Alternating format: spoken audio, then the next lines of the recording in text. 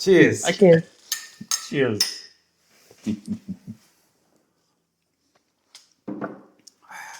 Well, as I promised, I think last weekend, that I will make carrot cake, I altered my promise unilaterally and made the tiramisu yesterday. Even better. I have to say that the recipe says, make 400 grams of coffee and yada yada yada. I don't drink coffee, I like the flavor, but I avoid caffeine and coffee for that reason. So I still made the coffee because last time I had tiramisu, I was just fine and it didn't add to my jitteriness or anything. And I made 400 grams of coffee to soak the sponge fingers in. And it wasn't enough. But it should be moist enough, but it probably is not going to be super moist. So is that coffee on top? This is cocoa powder. Yeah, anyway. Oh, cocoa. Yeah. Cocoa powder, yeah. Anyway, enjoy. Let's have Okay. Thank you. Long-awaited moment. Very cool. Yes. We'll do a MasterChef interpretation. This is so lovely. Wow. Mm. Very moist. Well, the question is about the sponge fingers at the end, if they are moist enough. That's easy. This is It's awesome. very, very simple recipe. It's really literally just eggs, sugar, cottage cheese for the cream, and sponge fingers and coffee for the doughy part at the bottom. You're pretty good, aren't you? They are good. You are. Like, Whether first your carrot cake blows me away. carrot cake is much better, I think. No. It's just... No, carrot cake is way, way better. No, I don't know. Well, it was amazing. This is incredible. Yeah, this is. I prefer carrot cake, to be honest, because its richness and it has lots of spices. I like tiramisu, don't get me wrong, but carrot cake has a bit more extra to me. Okay. Shall we just say hi to everyone and introduce our guest today? Well, today we are joined by Kat. Not sure what's his name, I can't remember ever. Dixon. Catherine Dixon would be your first name, yeah? Full name, rather. And Kat is both a model and an artist, a painter. And so I think it's super exciting for me, at least, to talk about the modeling aspects and also the nude in art and in the modern society and how nudes are perceived. It's also interesting to listen to your story about being a life model. I think it's not very common that people talk about this aspect of the art process, and also talk about your art. And so that's I think what the agenda for today is. And of course the tiramisu. I think that is the main attraction, honestly. Yeah, it's good. I 100%. made 8 balls at the end. You see, I still have a bit of a challenge at home in the fridge in the form of 3, I think, more balls of tiramisu. You should not have told us that. I That's actually dangerous. don't mind you helping at all. Maybe for the second part, when after the break, I'll bring them out and we'll nail them. Yeah. I live 2 kilos heavier than I came in. I don't mind. Some collateral damages ought to happen on this show, right? Absolutely. Yeah. Well, we usually start with just asking how the previous week or weeks have been and what everyone has been up to. We only met last week for the previous episode, so I think our updates will be reasonably short this time. So, Russell, let me start with you. What you've been up to in the last 7 days? Furiously working on a design for a mural, 2 murals in Gosford. So, Furiously. Yes. When you lovely people that I'm dealing with, but when they don't really tell you about deadlines until later. Oh, by the way. Okay. So, pressure with design comes usually in the graphic design world, in the commercial world. I've dealt with it before, but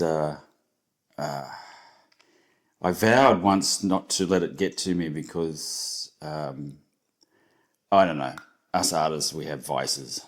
I gave up smoking a few months ago, and I've just started again because of this mural. But only... Well, last time you started in this very studio because of me.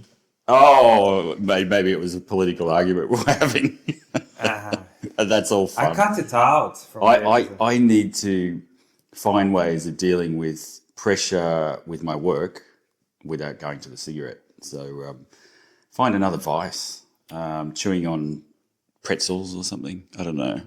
My grandfather, when he stopped smoking, he started eating a lot of sunflower seeds. Oh, and not just the one that are pre-peeled like you buy in the supermarkets in Australia. In Russia, we sell them with husks. The big black husks. Yeah.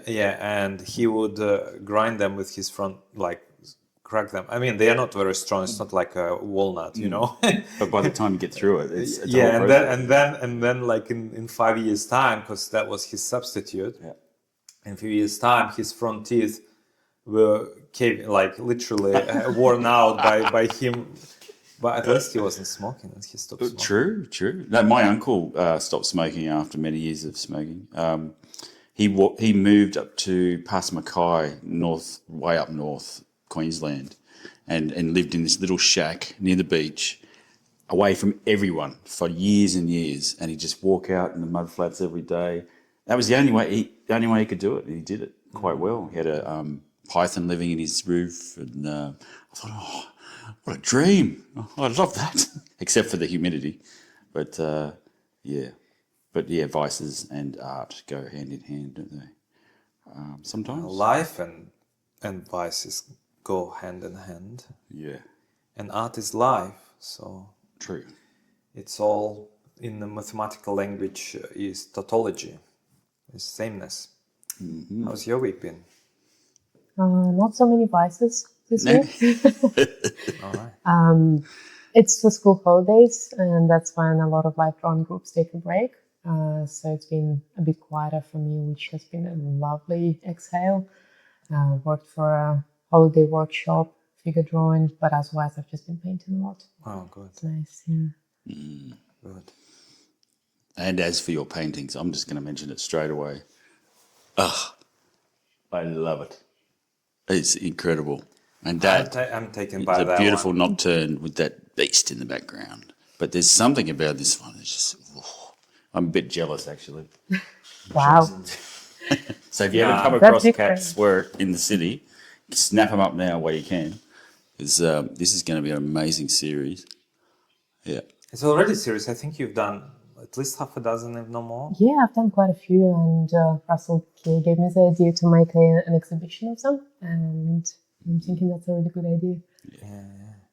No, I like that painting. I saw it when you were working on it, and then through digital Instagram images, but it made such a difference when you see it in person. I haven't been able to take a good photo of it. Also, interestingly enough, with different kind of lighting, the figure either disappears completely and is not visible, or it's there. So depending on where you're looking at it from, I am pretty pleased with that effect. Mm-hmm. That's the series that I'm working on now. Sydney landscapes with a twist, something surreal, something fun, something whimsical, or a bit creepy in the background or in the landscape. That's cool. No, that's cool. I like the evil spirit of Sydney hovering above the Sydney Opera House in the clouds. How do you know he's evil? I feel it is evil. I feel there is. I don't know. I don't see it as evil. I see it as actually... Like, I see the stag horns, and that's actually a crest from my family from Ireland, the stag. And I'm into dark things anyway. No, I love it. Yeah. So I actually think there is a lot of kind of unspoken darkness in the CBD. Darkness not in the spiritual sense of it, but in the sense of that corporation offices and buildings that surround it that suck the life out of what used to be a beautiful waterfront. Now it's like a city jungle basically. But it's a nice looking city when you compare it to other cities. when you think about it. Yeah. But it's only nicer because of all the water and all these nooks and crannies and the bays and, you know, Barangaroo and all that stuff. It's nicer because of the nature that is still present and prevalent in That's it. true. Yeah. And my point is exactly that it would be even nicer had there been fewer of those hideous, often very hideous buildings that are occupied by the office people, one of which I have been for ions of my life. Yeah. So I just know the dread that happens in these buildings, the anxiety of 70% of people coming to the work every morning and facing the meetings, unpleasant situations at work, not connected with anyone in the offices, and then leaving, not talking to anyone, jumping on the train. If they are lucky enough, they will jump on a ferry and go home. And that sort of the energy for me is represented in this painting by that spirit darkness that is Luminova, because it's clearly night. People ought to be going home, and yet all the office buildings still have plenty of windows lit up. So that's my interpretation. Right. Oh, you know what? Obviously, everybody sees something unique in every piece of art they're looking at, but this is what I tried to put in. So you read what I was trying to That's express. my which is trauma. awesome. That's my trauma. It's soul sucking being in that corporate world. Tell me. You know all about it, yeah. Yeah. Just to close the circle, I think I need to tell what I've been up to in the last week. I've been mainly sculpting, actually. Have had a bit of correspondence in regards to the large relief, the shipping dates and whatnot. But because I have a little bit like 6 weeks away, so I'm not under pressure. and I'm sort of under pressure to finish the male figure and at least the model, because I want to get the bronze ready by September something, and I really need to get going with it. So I've been spending a lot of time on the man with the snake. And the silver lining of that yesterday, or the day before, is it? Now, I finished the head, the day before yesterday. I finished the head of the figure, and I took a small video here how I'm just taking the head, which is separate, and placing it on the figure and then rotating the figure around. So that video went a little bit viral. It's the first video that kind of, I mean, it's not really viral in terms of million views, but I'll explain in which way it is viral. Because the sculpted plants video with the carrot, it had 2 million views, and that was proper viral. But this video had only probably by now about 40,000 views. But the interesting thing is the level of engagement on that reel is so high, is that people loving it, saving it, sharing it to other people, sending it to other people, sharing it on their timeline. There is a lot of likes and lots of comments too, relatively to the number of views. And so I was like, obviously this is because of the nude, because that video shows the figure of that male sculpture in the full front view with genitals and everything, and that is probably majority of the appeal. Maybe not majority, but a lot. Judging by the comments, half of the comments are referencing the genitalia, the size, the good proportions. Somebody commented, "Oh, when you were working on the scrotum or testicles, that might have been very ticklish for the sculpture." You know, all sorts of things.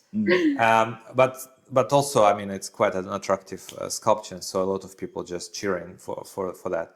But that's the interesting kind of. I was surprised yesterday watching that sort of engagement of my Instagram account, and I gained a couple of hundred followers from that. Great. I think it's a great engagement considering all the stuff going on in the world. If people are talking about ticklish scrotums, that's fine. It just brings light to the world. Exactly. So you've done a good service to humanity. Yeah. I mean, the only worry, and that we should talk about, is that that algorithms will identify it as a nudity or something, and then they will ban me again on Facebook. And do you think they will for a sculpture? Well, that happened on Facebook. Yeah, right. For me, I was demoted for like nearly a year. Yeah, okay. That's crazy. But they're changing something. These days, I've noticed I'm not getting restricted anymore for the artistic nudity that I post sometimes. On Facebook or Instagram? Instagram. Instagram was always more liberal. But even on Instagram, I had trouble about this time last year. Even posts that showed literally nothing would get flagged and I'd get restricted views. But these days, like a sculpture like that could go viral. A painting of me recently got kind of viral. So I feel like Instagram has started moving away from the really strict restrictions on art, which is great. Yeah. I'm seeing positive changes. Talking about the nude figure, I mean, we talked from the sort of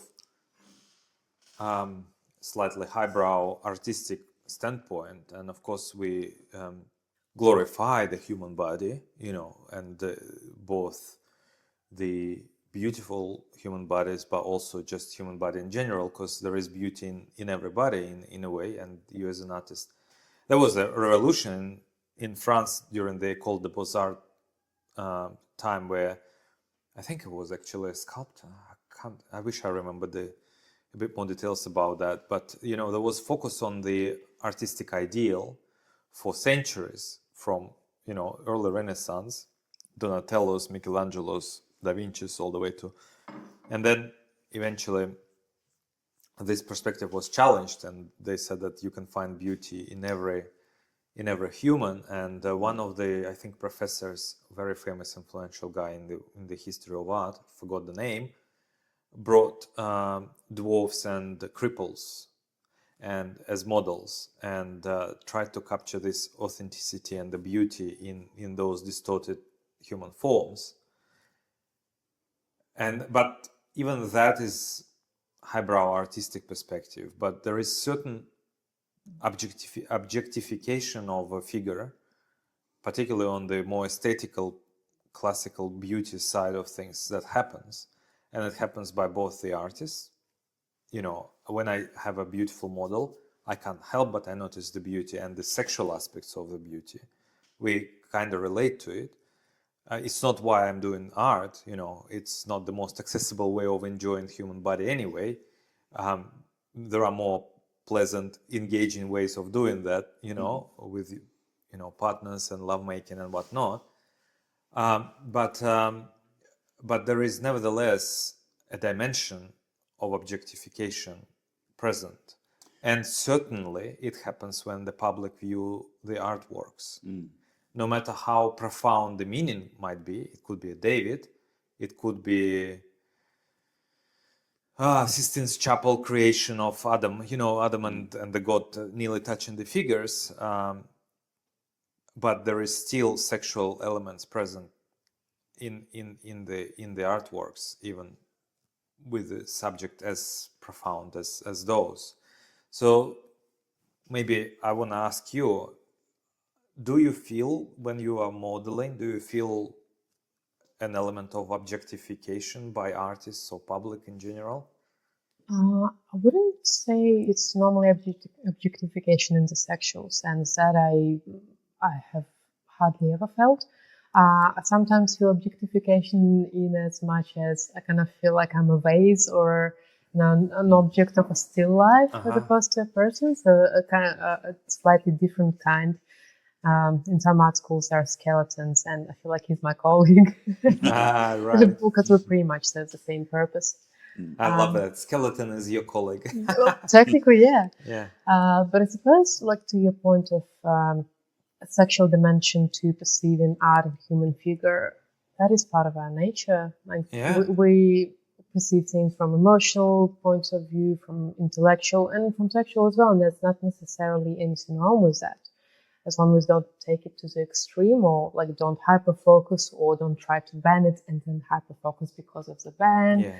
It's kind of like just having a body in general. It's there. It's a part of us. Do we accept it, or do we try and blow it out of proportion. Yeah, no, that's a very good point. I think we should embrace it to an extent, if it is not a pathological, and like there is nothing wrong having, aesthetic sexuality about a classical nude figure, whether in the form of an artwork, somebody enjoying it, or you as an artist while making it, there is an aspect of sexuality is present, you can't take it out. That's my view. What do you think? Yeah. Well, I use the word sensuality rather than sexuality when it comes to life drawing, or if you come across. But aren't they different? There is a difference, I feel. There's a softer side to sensuality, and I have quite a line between that sexuality and sensuality. But can you shut off the sexuality, or your own sexuality when you are working with models, or looking at an artwork, or somebody else? I see it in a totally different dimension. I don't know how. I've thought about this over the years, and I think, how do I perceive this as non-sexual? And I think, well, because you talk to people and they go, "Oh, I can't believe you go draw a nude woman all the time." I went, "No, it's not like that. Like, sure, I feel the sensuality, like with the curves, and it's like my love of the feminine form is different from my enjoyment of drawing the male form. Totally different thing. I use different materials. I get into a sort of more of a rhythmic excitement with a male model, because it's like angle. But with the feminine, it's sort of like, whoa, like a dance almost, So the sensuality in that sometimes feels higher than sexuality for me. It's got this, like, for instance, there was a model recently who did these very sensual poses, almost like that illustrator Frank Frazetta, for instance, same shape in her body, and it came through. It came through so much. She went, "Oh, wow!" She loved the drawings that I did, because I could convey that through. But each time's different. Totally, yes. I can't label it purely, sexual. No, I think when I was an art student, there was one time that it felt like a sexual experience. Was a girl our age at the time. She was a uni student. She was modelling on the side for some money. She came in. We're in a very small room, and we're drawing. And she's like legs over her head, backwards, and we're just like these young art students going, "Oh, what do I do?" That was the hardest experience of drawing I've ever had. Yeah, so for me, that's different, so that's how I see the difference. I don't know. I really like how you call it sensuality. I think I connect a lot more to that. Yeah. I feel like the whole process of creation in art is a bit more sensual rather than sexual. Yeah. There is a lot, and some really good sexual art as well. Oh God, yeah. Yeah, I'm following a couple of people on Instagram that are doing erotic art, just blatantly erotic, and they are like, some of them are just fantastically expressive. Yeah. I mean, there is eroticism and sex as a subject, but their artworks are just beautiful. I can send a couple to you.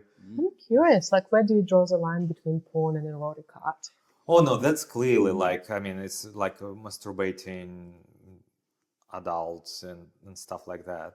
But it's just very beautifully executed, beautiful colors, beautiful painting. It's just the composition is beautiful. Like, it can be very beautiful, even though it can be intentionally sexual. Yeah, well, yeah, just to jump in on that, like, I was part of an exhibition back in the early 2000s, and we named it Rude Nude. So intentionally themed for the show with about 30 artists, right, go away for the next month or two and put together a series of work, or if you've got some that's rude nude. So intentionally erotic, or something around that point. So there were some life drawings, there were some paintings, but it was a great experiment. It was fantastic. I sculpted a big penis, like big fat one, big one. Mounted it on the wall after I cast it and plaster, painted it, hung dog collars off it, chains, everything. The people coming, and it was at face height, so you wouldn't believe the photographs I've got. I love that. There was a fight over it. There was a woman that wanted to use it and was told no, it's toxic. There was a guy that came in with a cowboy hat, rough as anything, saying, "I can't believe you saw it. I wanted that." And it's like, what's going on? You know, it was incredible. I had a painting of a guy with a heart on, and she was like stretched out, and her toe had a string connected to his balls, and sort of I was like, do I let him or not? Do I let? So she had control, and I liked that. That's cool. Tension was going on there. Yeah. A beautiful young couple from Queensland bought it and said they're going to put it in their bedroom. So fantastic! It's there's a place for erotic art, so yeah, It's been done for centuries. it was a fun, yeah. Japanese art, illustrations to Kama Sutra, stuff like that. There's a lot of really beautifully done illustrations and pieces of works that are inherently very sexual. I have a Kama Sutra. I was always, cause in my culture, in my circle, was growing up, like everyone was talking about Kama Sutra, you know, oh, like this is a book, like this is the book. No one saw it. No one ever saw it. No one held the book. But as a teenager, it's like, oh, have you heard about Kama Sutra? No, what's that? Oh, that's the book. Like it's the wisdom of the millennia from like India, and you know, it's like, and I thought, much later, like I was living in Barcelona and I had an Indian friend. I said, you're going to India regularly, bring me Kama Sutra. And I really wanted to ask him to bring me Kama Sutra in Sanskrit, like a reprint in the original kind of language. But he couldn't find one. So he brought me in English, and I have a Kama Sutra. I actually read the book, most of it.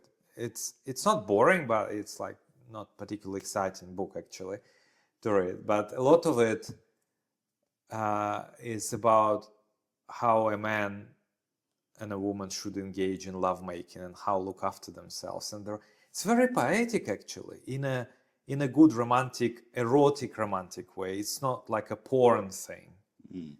And the interesting thing was about, I remember one passage is that after making love with a woman, a man ought to bring the woman on the balcony of his palace. This is the language used, yeah?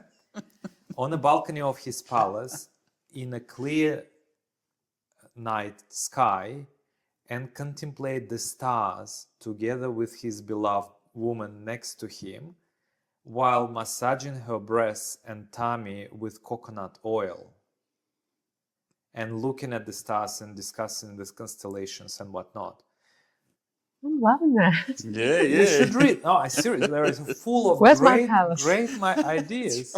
Just the palace is the minor. It's better than the Western way, roll over and have a cigarette, you know. I was just going to say that's this version of contemplating It is, isn't the it? cosmos. Yeah, you have a cigarette, you just, oh, I see skylight there, that'll be good to look through.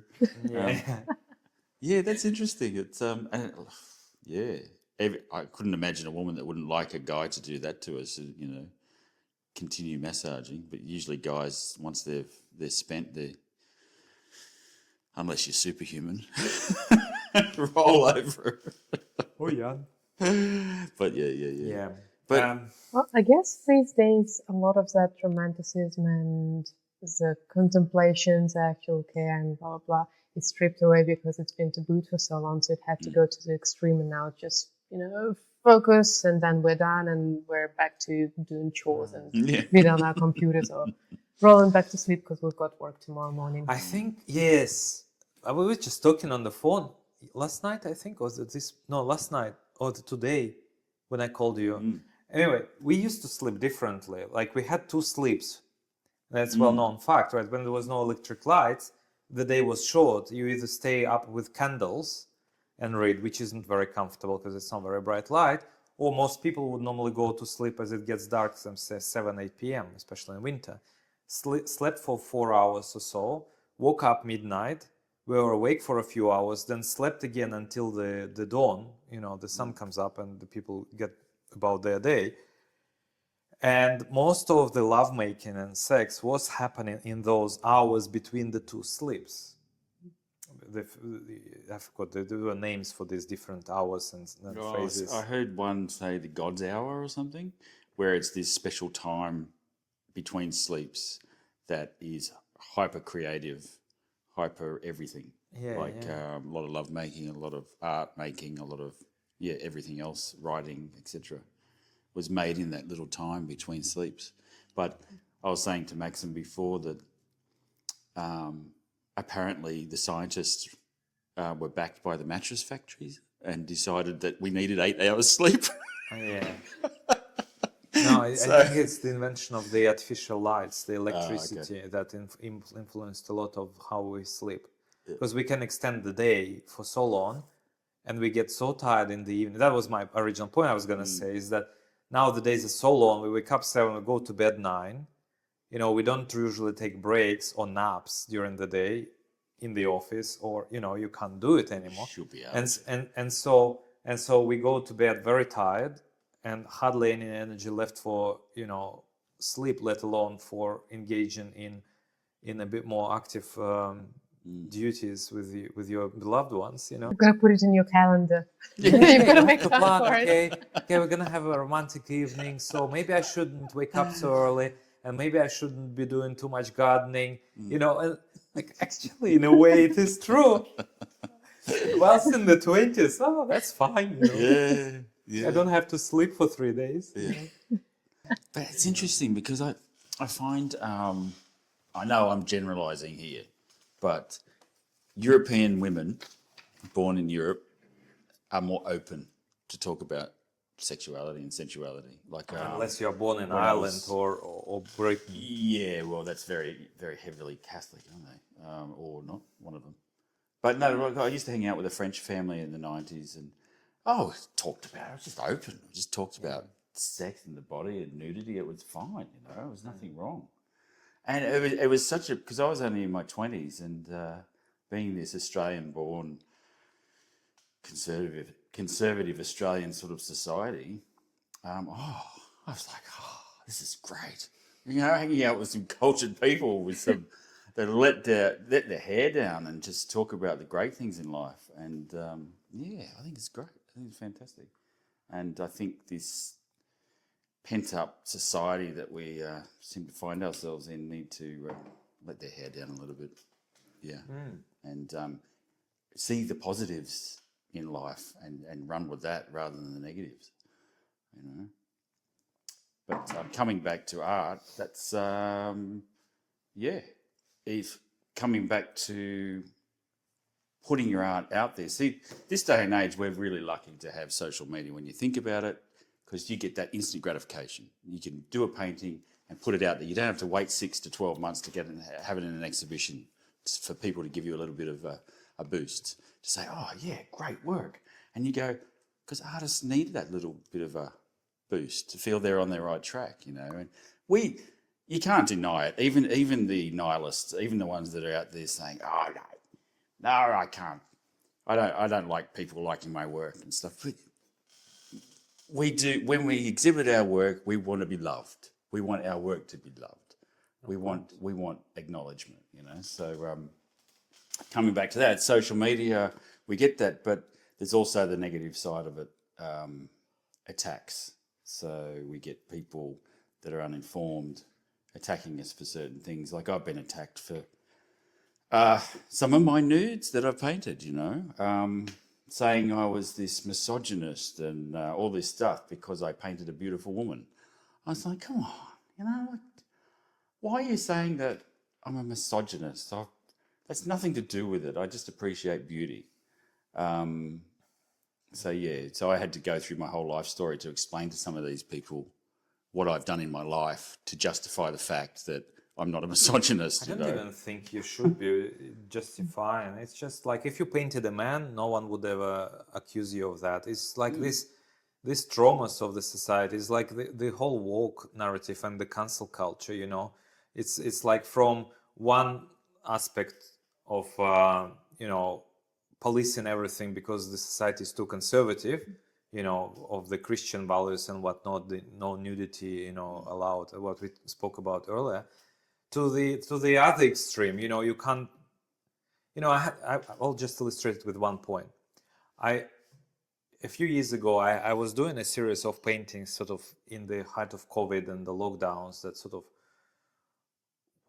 wanted to dig into this kind of vulnerability that got exposed by the situation that we found ourselves in with lockdowns and COVID, and people dobbing on each other in the society, and it was true. It was happening all the time. Yeah, people were reporting their neighbors. Oh, she's outside of her backyard. Nothing else to do.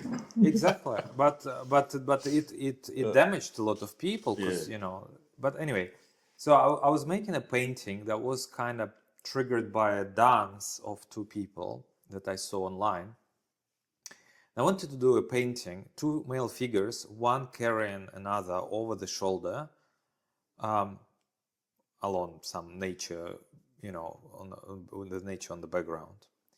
And I had this somberness about it, and I wanted to kind of show that, we need to kind of help and carry each other in a way. And I wanted one figure to be black and another figure to be white. And then I was like, with all this controversy about Black Lives Matter, this whole thing, I was thinking, okay, what if the black person carries the white person? Oh, that's gonna look like, it's gonna be interpreted like, the blacks are the slaves, they are working for the whites, helping the white. So what if it is the other way around? What if the white person is carrying the black person? Oh, it's gonna be interpreted like, this is a slave that, got killed or something. Like, there is this whole baggage coming with it because of the racial thing. And I wanted just to, for me, the skin color in that scenario was to highlight the differences between the two people, but they ultimately in the same predicament. And I ended up making both figures black because I couldn't strip off the expected interpretation by the majority of the people just because of the cliche way of thinking in the society. And so that's the other spectrum, the woke spectrum, the sort of the progressive, the collateral damage of the progressive changes that we've seen across 20 years is that certain topics have become so politicized and so much expectations about it, and arguably that type of bend or hypercompensation didn't quite fix all the problems of the previous Christian-induced hypocrisy with not able to exhibit your nude figures in a theater setting, So I don't know why I went down that rabbit hole. No, I see where you're going. Yeah, it's I think that's where we've got to take that leap into possible ostracization. Being attacked by people. Yet I think we need courage. Because we are faced with all these political problems. And a friend of mine, this great female artist, did this beautiful painting of this very white woman with red hair sprawled out on this table, and this big beast of a very, very dark blue-black figure, male, and it was a red cup on the ground, and it was an experience she experienced a long time ago, and she called it date rape. And it was quite an intense piece, but it was a brilliant piece of art, like gold leaf in it. The colorization of the dark and the light worked, but she was so worried about putting it in an exhibition. I can't do it. It comes across as racist, I said, look, do it anyway and see what happens. Ask forgiveness later. She did it and everyone loved it. Everyone saw it. Black, white, grey, everyone. And I said, see, it was worth it, But we're always living on that little precipice of fear, and that has been conditioned, coming back to the Christian society, and conservatism has been ingrained into our childlike minds from an early time. So we're trying to break free of that. So that's my response to that. Fear, I think the fear is coming from many, many different sources. Yeah. But Yeah. so what bold moves would you make in art, do you reckon? Do you Ooh, think you'd I'm a do chicken. anything? Yeah. I'm not sure. I'm also at this point in my artistic journey, I'm still very much in infancy, I would say. Yeah. And there's so much I want to explore. There's plenty of things beyond the of politically and socially questionable topics. So while I'm building up my skills, I might steer away from them. Yeah. But I can definitely see what you mean by all these things limiting what you can say or do. And I mean, ideally, in the ideal world, probably sometime in the future, that would be the case. We can't just look at any kind of body, any gender, any color, and not see the inherent prejudices that come with it, whether it be, being overly woke or being, somewhat racist. And we just see the people, and we can actually see past it. But I reckon because there's still so much racism going on, there has to be that pushback, and sometimes pieces of art get judged inadequately because of that. It's a very broad topic, I guess. We're probably going to have to wait for a couple of generations to change for that to kind of start being phased out. But also there is a lot of art that is political intentionally for the purposes of promoting and creating controversy, or for the purposes of actually benefiting from, say, woke ideology or expectations, or from conservative ideology and expectations. I've seen it, and some artists do it very successfully. They just create this rubbish of an art, often, I would say, but it ticks the boxes. It's either politically correct or particularly politically incorrect in a particular way that judges that, it becomes an art statement, a political art statement. I think this type of art, by default, I don't like. It's very hard to make good art on the political topics, intentionally political topics. You can make a good art, can be misinterpreted as a political, that's the one story. But when an artist is making it political intentionally, it becomes like, you don't touch eternal, it becomes like a banana on the wall, with the duct tape. It can be good. Like anything, like any topic, it can be good and it could be not good. But I think every artist eventually, sometime in their life, dabbles in it.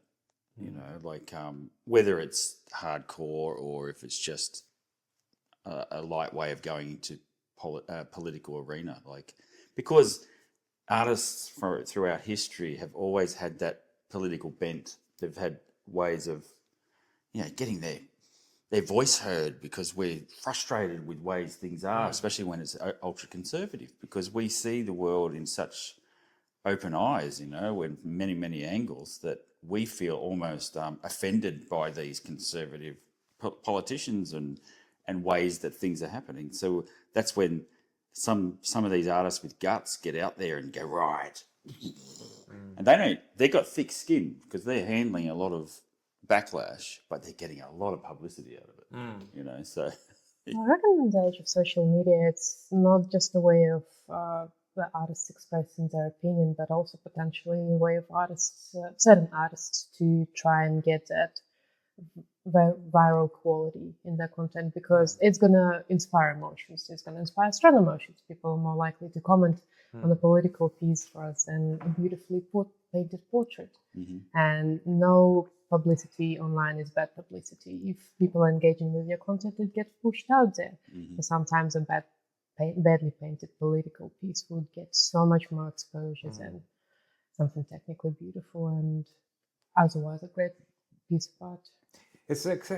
We should talk about this a little bit more, because you have quite a lot of experience in creating communities around your Instagram profiles. You should tell the story about what different Instagram communities or profiles you have had over time, because you had multiple sort of mini careers in different areas, photography, and I think you were a runner.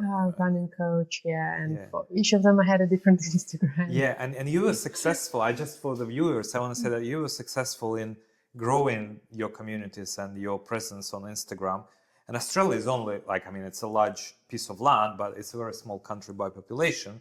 So say you get 10,000 followers here, it's like 100,000 followers in the States. So anyone who has 10,000 followers as an artist in Australia and being like local Australian artist is like quite an amazing story, really.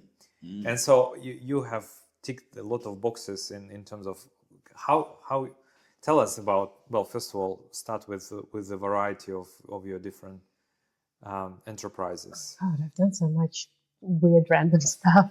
I reckon the first one I had was on photography. I used to do landscapes and portraits, a bit of weddings, so it was just more aesthetic, nice Instagrams. That was back in the day when you could get quite a lot of exposure without paying for ads, doing all of that bullshit. I had like 25 grand followers at some point.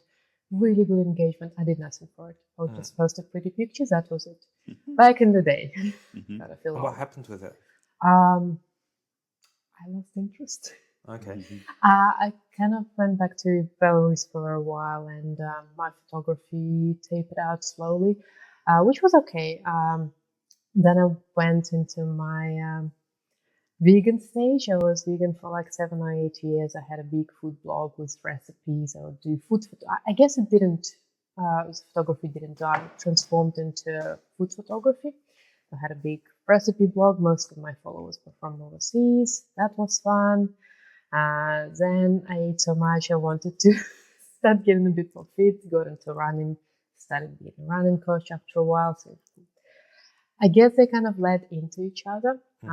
But every time, that is a bit that I always struggled with and still kind of struggle with. Once you slightly change what you're doing, maybe not slightly, it was a considerable change. The audience that you've had already, who came to that first thing you were doing, they lose interest. And it's very discouraging to suddenly see your post getting a lot less likes, a lot less engagement. And it's fair enough. People who join landscapes don't want to see you baking cookies. It's absolutely understandable. So every time I would shift what I'm doing, I would get a new page. And my experience has been a smaller page, but with people who are actually interested in what you're doing, it's a lot better than some superficial number of people who don't care about you and you're just somewhere in the bottom of their following list. I would say because pretty much all of my enterprises have been somewhat successful. Like I would always earn money with what I was doing. I would always have a really good engaged community. Up to at some point with my running Instagram, I got to a point where people started recognizing me on the street. That was wild. Oh, wow. How many followers did you get? I got like 15,000, but because it's a small community, like pretty much most of runners in Russia and Belarus were following me at the time. All right. And it was kind of crazy. Like some guy would just come up to me like, "Hey, Kat," like, "Do I know you?" All right. I guess my main advice for anybody wanting to be on social media and trying to make something happen there is be in love with what you do. Have fun with it because people feel it, like the genuine interest and curiosity. It always comes through in what you're putting out there. And that is probably also a reason why I kept switching, because when I felt the passion dwindle and I've genuinely felt like my interest is now elsewhere, up to a point I would still try and force it because, that's what I've been doing, this is my identity, how can I just drop it? But even in that stage when I'm still doing it but not feeling it already, it's immediately evident to me, it's immediately evident to everyone. And I guess that kind of backup of internal fire is very important. Because it's also difficult. Social media takes a lot out of you. It's pretty much full-time work. You have to make content, you have to post content, you have to engage. And without that passion for what you're doing, it's going to be very easy to burn out. But when you're really interested, like I am in art right now, it becomes a fun addition rather than a drag and a chore. Like I'm having fun filming myself paint. This is like a really interesting thing to add to my creative process as opposed to something that I have to do. For me, it's still a chore. Even if I get successful viral reels, I would rather not, I would rather focus on because like when I'm sculpting, you still feel the presence of the camera. I at least I do. Like it's sort of And then, then you need to spend a few hours editing it, chopping the video, creating like a 30-second reel that it's rewarding when you see it does well and it brings you new followers and people and so on for me. But I feel like I would rather not. Like this thing, what we are doing, I like talking to people. Yeah. Like I think is amazing. Like we can record now a podcast and put it, with the help of technology gods, cameras don't go off, again. But I mean, the only thing I don't like is the editing, which takes a lot of time. So like if it is 2-hour podcast, I have to spend 6 hours editing it. If it's 1 hour podcast, I spend 3 hours editing it. So like, it's not like I do much of editing, but still the time just, because you have to rewatch it at least once and chop it up and, stuff like that. Yeah. So, we were talking about, you were talking about filming and painting, filming in the process of painting. And I was going to ask you about the Art Battle Sydney when you were in that. Oh, that was so fun. Yeah. I've got to give credit to my friend Nat, who made me enter, because the first one I did, so the first round that I competed at, was only a couple of months after we started painting, and I felt like it was I would be completely out of my depth. What are you talking about? I would not be good enough. But okay, maybe I'll give it a try. So that was a pretty big shock when I actually won that one. I went through to the finals. Without that kick in the butt, I would never have even thought about entering. But it was just such a fun experience. You get to work alongside cool artists. You feel the pressure of being observed and filmed. But I think that's where all the modeling came useful as well. I would often pose for obviously groups of artists, groups of photographers. So I'm used to the attention of multiple people on me, so it didn't faze me. While I sometimes would look at other artists and literally have their hands shaking. But I'm exposed. This is my natural state of being, except instead of just sitting there, I have to paint. And honestly, as soon as I was a bit nervous beforehand, but as soon as I started painting, everything stopped existing. Wow. It's just that flow state, and I don't care about anyone else anymore. There's me and there's the canvas, and that's it. And how long was the session? So you get 20 minutes to complete a 20 minutes to finish a painting. Yes. Yeah. That is quite fast. Oh, yeah. You don't Oils? You can do whatever you want. Yeah. I did oils in the first ones that I did, and for the finals, I used a mix.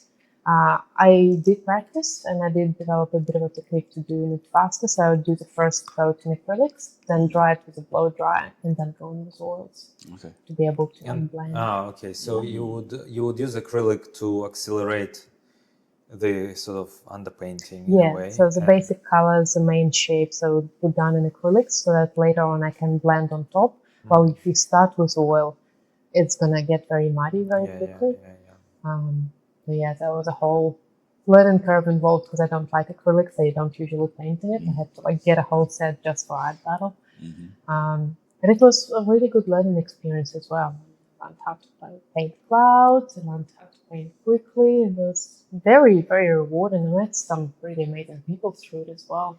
I would definitely recommend anyone interested in challenging themselves or giving it a try to go for it, because it's really easy to sign up. It's free for the artists to enter as well, which is great.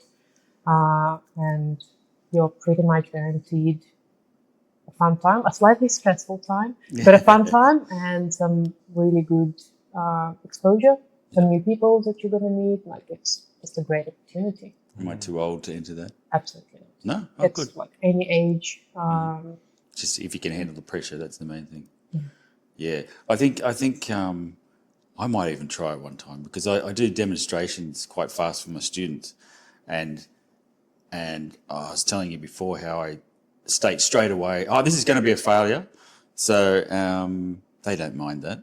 They'd like to see failure because they realise I'm human. But when you take that and push it away, you take all the pressure off yourself, plus the 20 minutes, there's no time to think anyway. So that would be incredible. Yeah. So I think I'd be interested in that. Totally should go. Crazy. So you won it. And then you went on to the next phase. And what Yes, I happened went then? on to the finals, Yeah.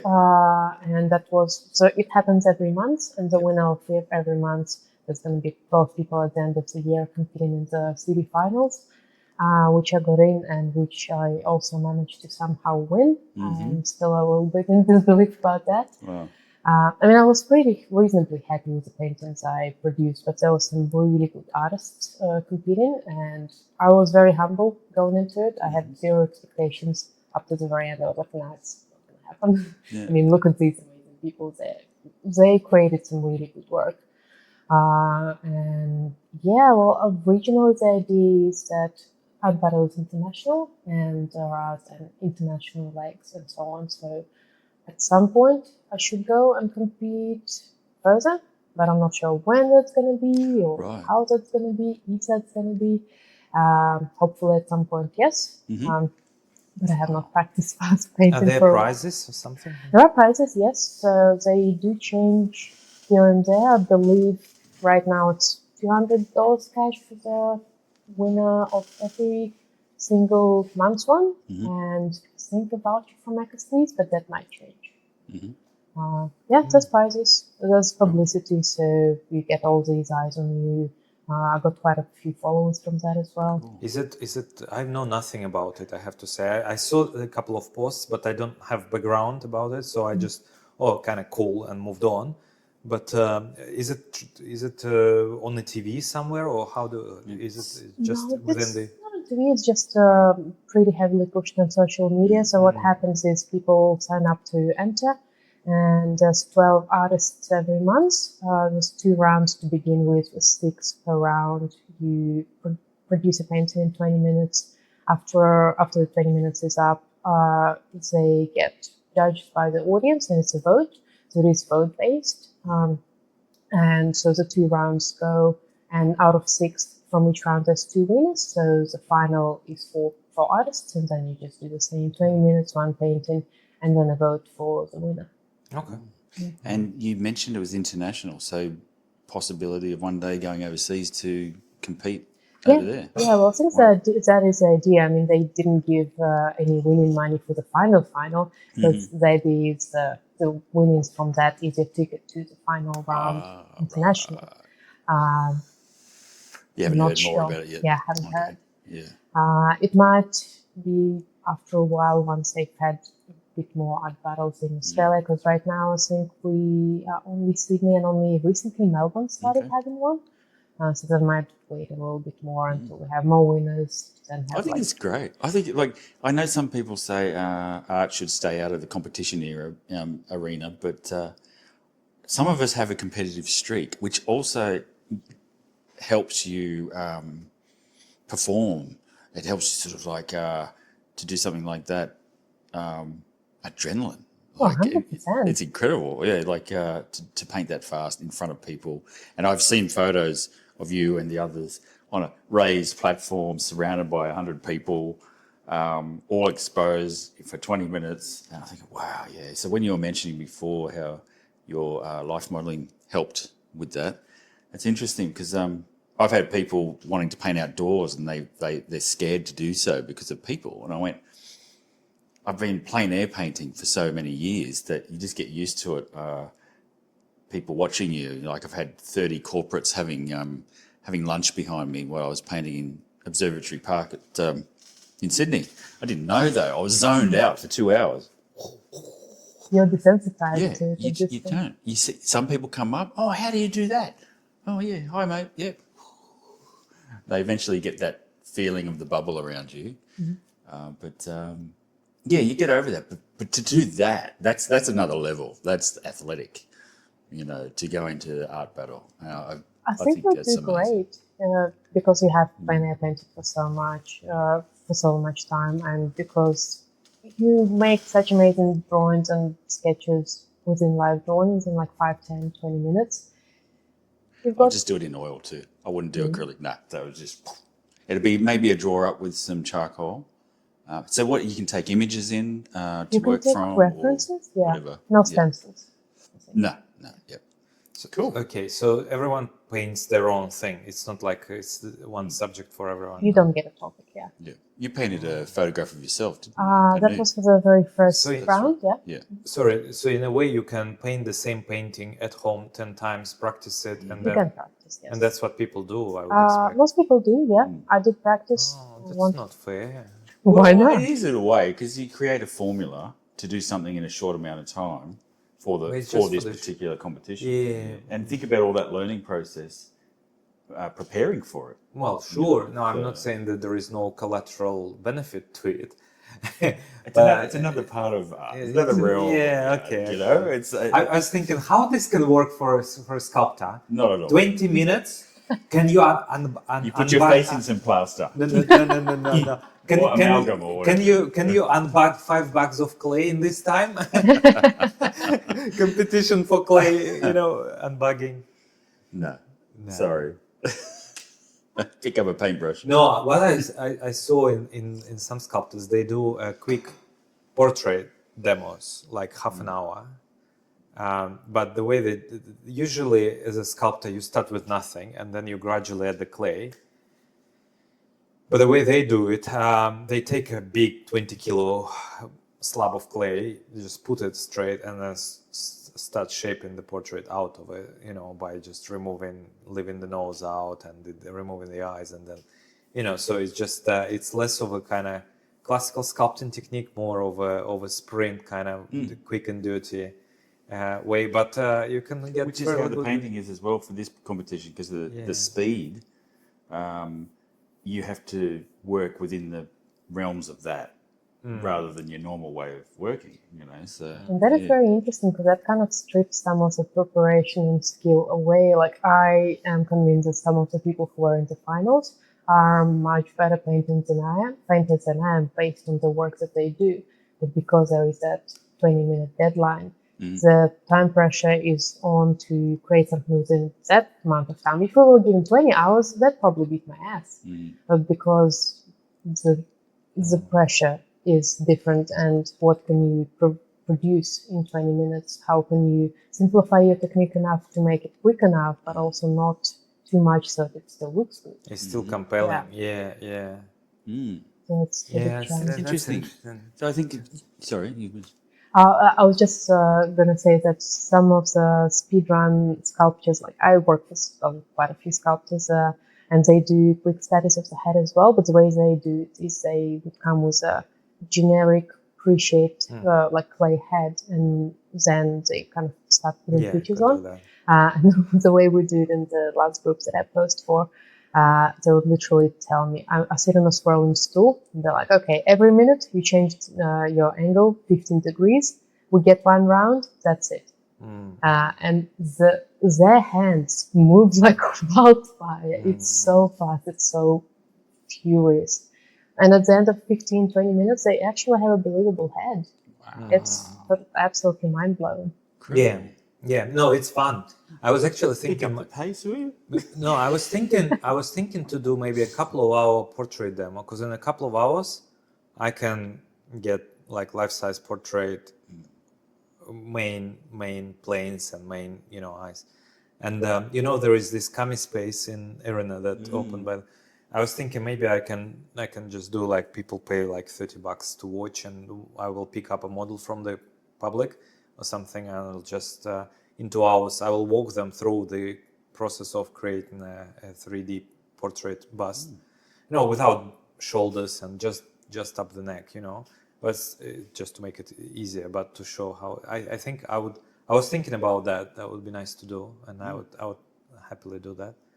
But on my own terms, I would actually walk the people through the process, the methodology of portrait sculpting, and hopefully attract it. But for me, when it comes to art, it's just a contemplative process. I need time. Sure. I wanna sometimes put an artwork and think about that, and for a few months not coming back to it, and then come back to it, and that's why I have usually a few works on the go at the same time. For me, I don't work on one single piece typically. Totally different realm. Yeah. So that's the beauty of building up skills in your area, in your genres of painting and sculpting, and then pushing it and doing a bit of competition or doing a bit of fast work or doing something for a long period of time, changing it up a bit. But it's more like a skills show rather than for the purposes of art making, you know.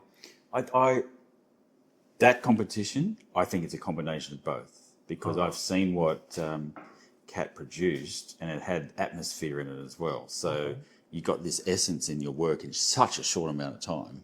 I think that's why you got it, because, like you said, skill show for the other ones were doing these formulas of some great works in there of the other art battles I've seen, for instance, but they were shallow. They didn't have that essence in there. I think maybe because, like you were saying before, some of them have a lot more experience in painting or whatever. Maybe their conditioning over the years, like I know myself, you know, you can condition yourself to take a certain amount of time to get something, to rewire yourself to do it in a short amount of time. So going fresh in, you know, I think that was your pure honesty coming through, and that's what's shown in your work, I think. So. Well, I've also got to say, when preparing, I took an extra bit of time to actually figure out what I'm going to paint from the standpoint of what is going to make a strong impression. Not just what I can paint and what can I make look good, but I always thought like scenes and with some kind of an emotional twist to them appeal to people, and they can kind of feel themselves being sucked into a scene. While if somebody, let's say, paints a beautiful flower, it's beautiful for sure, but it doesn't necessarily have the like emotional response. And I was banking on that emotional response. I was specifically thinking of scenes. So the first round, there was a girl on standing on a cliff, her arms reaching up on the background of beautiful clouds. And the second one was a lone figure back facing to the viewer, walking through the wood. So a little bit romantic, a little emotional. But it had a dark side to it, my which I emo love. side, yeah. That sort of like eerie, semi-gothic feel to it, you know. And now I have to. If I had a piano here, I would play the tune from the Twin Peaks by Angelo Badalamenti. Okay. The lady in the woods, you know, in the dark. Yeah. Yeah. But I could actually play it, but I don't have a piano here. Overlay it on top of the video. I don't know if that would interfere with the rights probably of Angelo Badalamenti that passed away only a few years ago. I think. What would you paint? What would I paint? Yeah, good question. Good question. Real figurative stuff is so good. Maybe a figure. Yeah, I think that's the fastest I can paint something. Look at that. Well, you guys can't see that, but I will take a photo. I mounted Russell's Russell's drawing from Live Drawing. Yeah. Now I have a collection of 3. I need a drawing from you, Kat. That's okay, sure. That's the model that came from Taree, wasn't it? Yes. Do you know about him? He's this guy. He comes from all the way from Taree. It's like it's No one knows. In the middle of nowhere. It's about 4 or 5 hours away. Yeah, and he even goes to the Blue Mountains. So he catches no, he didn't catch a train. He drove. He drove to Newcastle, jumped on a train, came to Gosford, modelled, got back on a train, went to Newcastle, stayed there the night, and then drove back to Taree the next day. And that model, he's probably, what is he, in his 70s? Yeah. Yeah, he said he used to model a lot in the past as well. And you can see that physique underneath, but his age is, his skin's falling. But when you see him in certain poses, you can see that, there must have been this classic model in the past. Yeah. But he does action poses and things and big sticks and things. And he climbs, he constantly takes trestle tables, you know, those shaky, flaky tables. Oh my God. He puts that in the middle, then he climbs, touches the ceiling, and Russell, don't touch the lights. That's the electrical system. Wow. And then he would decide to jump off, you know, from like this height on the ground in his 70s. I wouldn't do that because I think my hip bone will just break, you know. We all hold our breath when he does it. Yeah. But he comes in and dismantles my whole setup and puts stuff everywhere, tables out, drags things around. We're okay. You know what you're doing. That's great. Yeah, yeah. It's interesting. And Yeah, very sometimes I interesting. hear about things other models do and think, oh God, I'm a bit boring, aren't I? No. You're No, not but boring. he's got particular audacity about him when it comes Yeah. to live modeling. He's it's kind of, I'm worried for him. Like it doesn't give me. I mean, it's entertaining, For palpitations. but I need to take beta blockers when he's modeling. Yeah. You know. It's funny. Yeah, that's fun. But I wanted to come back to two topics. I actually wanted to come back to modeling again, because I have a few things I want to explore, and also want to come back to the Instagram. Because for me, it's still or social media for artists, it's still an enigma. I can't expect my Instagram followers immediately jumping and buying artworks like that because they are very expensive. But even that is not cheap, you know, for a lot of people, you know. So like you can see even successful artists often sell miniature paintings for a couple of $100, maybe $300, $400, $500 for something bigger. And but as a sculptor, I find it hard. I mean, it's nice that people follow me and like it, but how do you kind of build the engagement to the point where you feel that your community is working for you on the social media? Because I know more or less, not always reliably, but how to grow it. But what do I do with it other than just showing off, oh, I have 5,000 followers here, or, you know, something like that. What's your Well, straight up disclaimer, I've never tried to sell something as expensive on Instagram. And I think that would be more difficult because it's most likely going to be people you don't know. And people you don't know would likely find it hard to straight up pay so much money.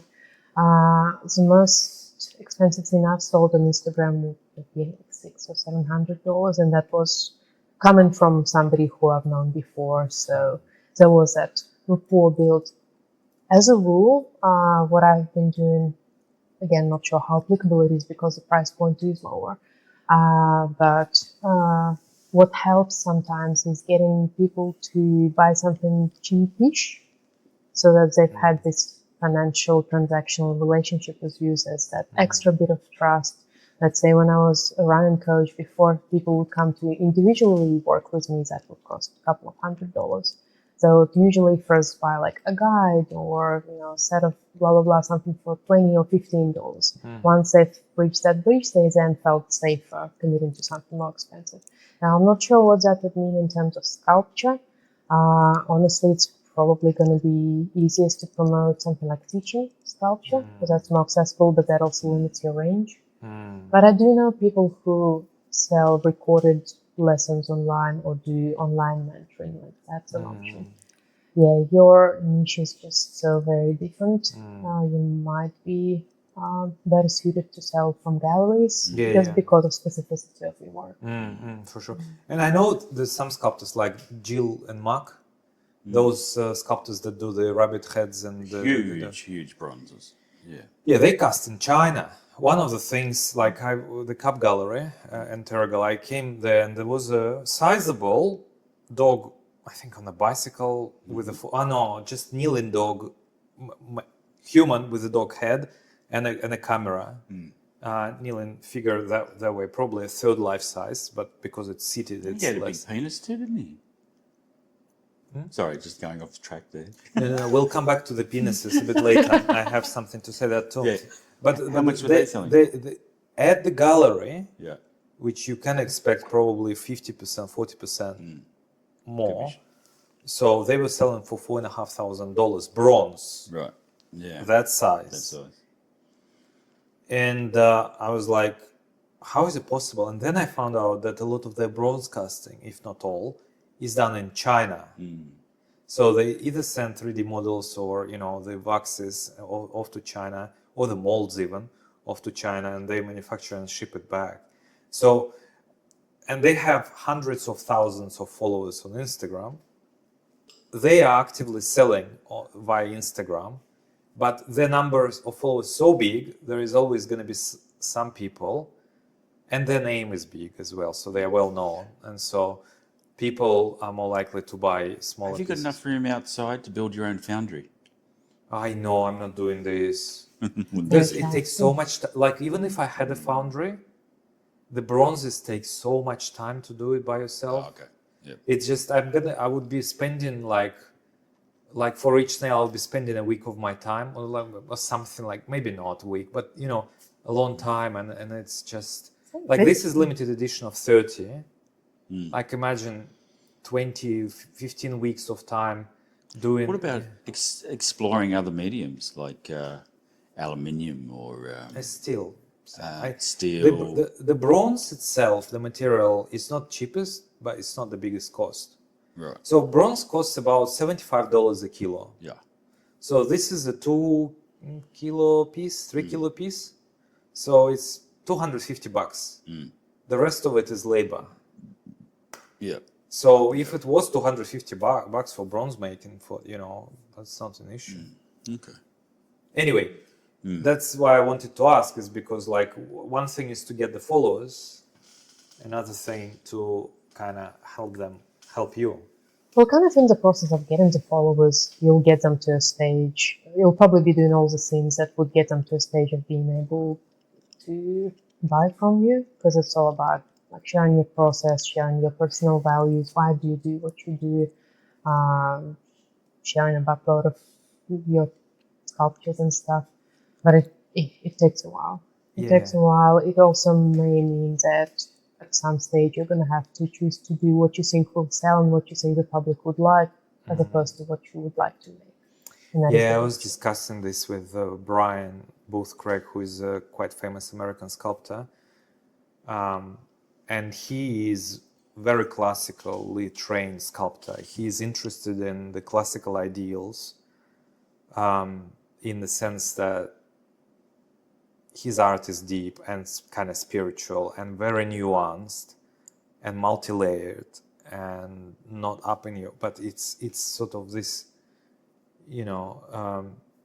this type of beauty that both in the form and in the meaning and in the connectivity and in the dynamics between figures, it's very, very deep. It's like the types of the beauty that we find in the original Renaissance art or the later Greek sculptures like Laocoon, or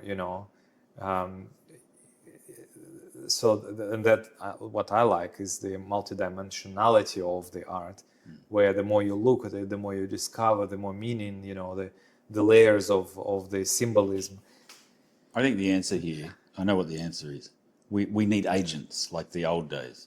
We need someone that does all that for us. So all that stuff that's filling your head with the classics, which is what we need to fulfill ourselves to do quality work, gets diluted by having to spend all that time doing social media, advertising ourselves, reaching out to people.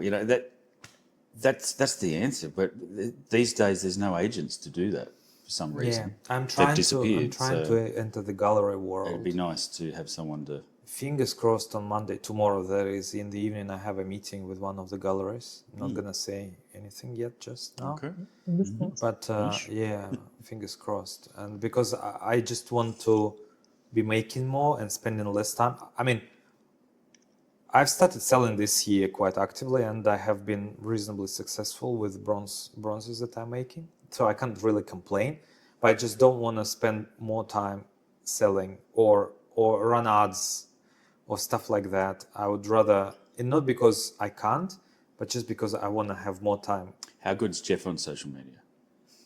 Because not so good. There's a lot of artists out there that I know have succeeded because their partner has done the work. And true. And I swear, like some of the wives out there of the male artists I know, if it wasn't for them, they would nowhere near have made it. So it's a big shows in New York. One of them. Dali is one of them. Of course, yeah, Dali, Gala. It was Power Pack. Yeah, she just gets producer pretty much. Yeah, absolutely. Yeah. But anyway, I just wanted to. So it's not, I think it's still good to have a following and kind of. Sure. One lesson I think I need to. I hope I learned through the conversation is that you need to talk more directly to your audience. Like share not just the making and the process and the captivating images, but also sort of build that personal connection and allow this connection to form, which I don't do very much because I'm already kind of feeling when I'm filming me working, I feel like there is this camera presence, which I kind of, it's taxing. Well, that becomes a performance then. Yeah, and if I start talking, like it's distracting. You know, I usually listen to some music or audiobooks. Like it's not working like the way I like working. You have certain dance moves around that you No, don't want the no, public to see. I do too. I'd like, yeah. I don't want the public to see me dance in front of the cameras. I think you'd be good at that. You know what? That could go viral. It could actually. That's going to be what makes Not people. in summer though, because I'm in my undies in my studio. I don't want to put that out there. That would definitely go viral. No, wrong. For the wrong reasons, I think. Wrong. Oh God, no. There's no wrong reasons to go viral. Here's the thing: the more resident you are to put something on social media, the more likely it is that it's going to be successful there. Yeah. Actually, now you mentioned that, there's a girl that went quite well in the Portrait Artist of the Year in the on the ABC, Jenna Pickering. I follow her. She's got thousands now of followers, and she's putting stuff out nearly every day. But a lot of it, beside her painting, which is very nice and highly realistic, beautiful work. But she's jumping around in her swimmers and her undies and doing these silly splits and being a total nerd, which is everyone's endearing to. You know, they just go, "Oh wow, this is great." You know, so maybe that's the answer as well. The thing I learned from that viral carrot video that I've done, 2 million views on Instagram, not bad, is it? And another 750 on TikTok.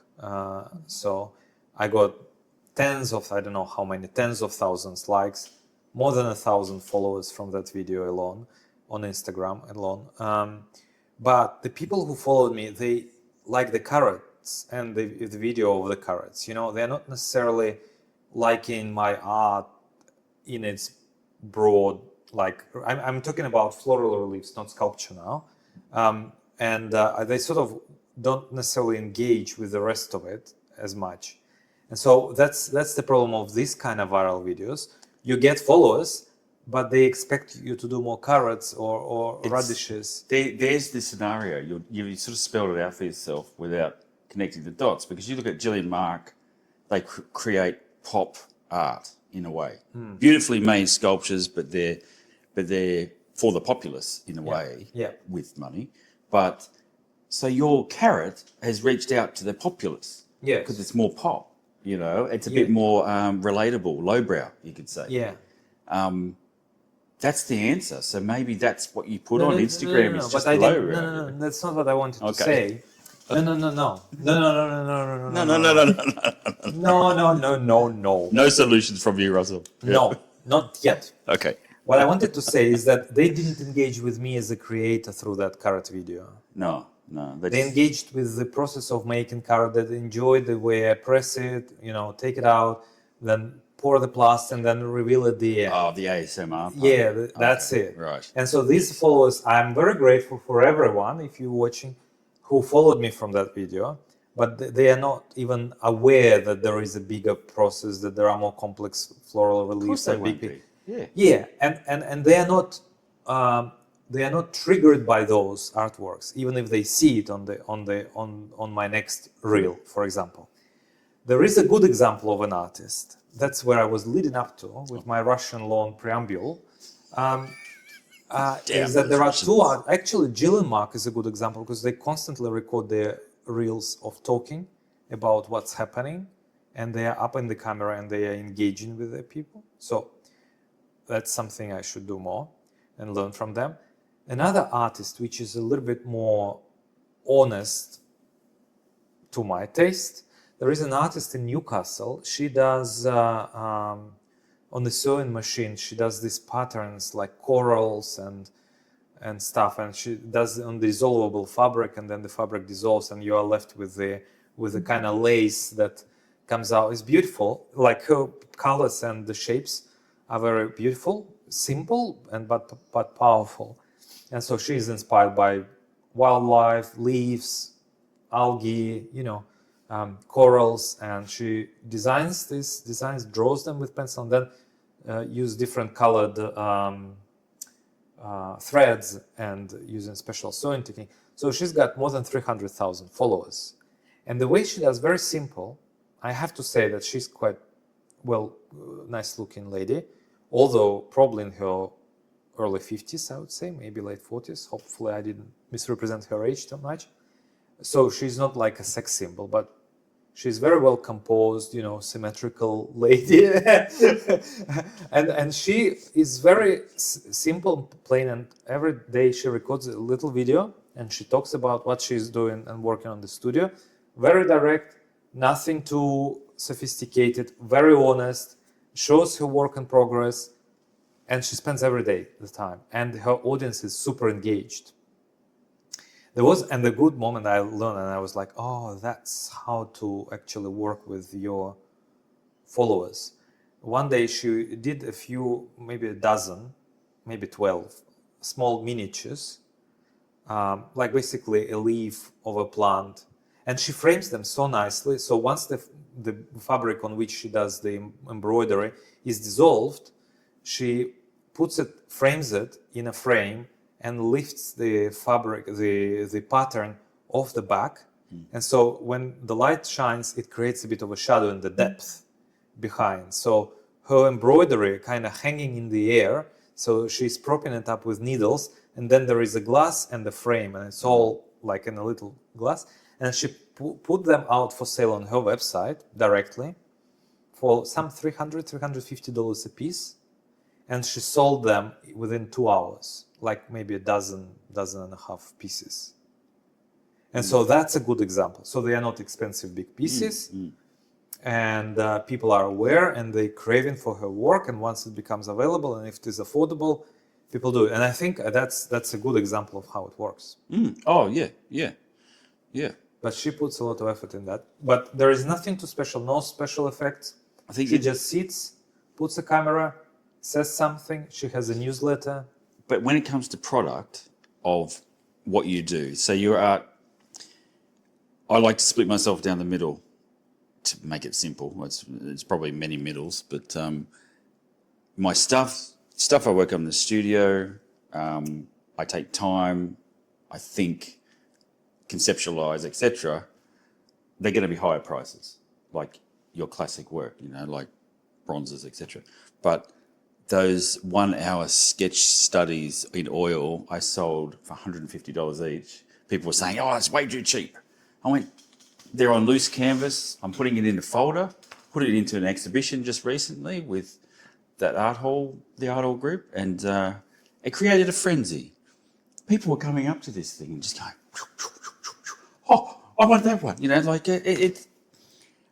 I couldn't believe it. Other people couldn't believe it, so that I was onto something there, that it's not a problem to go a bit cheaper with stuff that you love and you do well, but it's not the stuff you torture yourself over in your studio. The stuff that is deep, conceptual, things when people say, oh, it must be so relaxing to be a painter. It's like 80% of it's like, oh, turmoil. Given a birth, Given birth. And the rest is elation, but it's hard work. And it's hard to create something out of nothing. And so that's where the prices go onto it. So there's a different audience there. So yeah, just jumping on that bandwagon of I can understand that woman who sold her work for $350 and sold out straight away. They were cheap, but she had a little formula to create these things, and they were, everyone wants to have some art in their house. Most people want to have some art in their house, but can't afford some of these high prices. So it's nice I get a buzz, when you see young couple buying my artwork for $1,500 and they go, oh, thank you. No, I love it. It's great. It's our first piece of art, like, wow. And they're so excited. And I'm stoked. I think it's fantastic, But anyway, just off track there. No, it's good. So, yeah. So coming back to Kat, Do you have any? So because another topic I wanted to go back into the life modeling, but before we go there, I'm sure you had some thoughts on what we were talking about. Yeah, well, I guess on the whole affordability thing, obviously we as artists want to get thousands for every piece we make.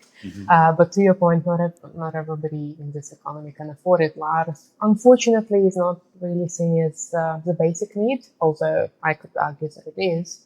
But nobody has like 1,500, 2,000, and so on.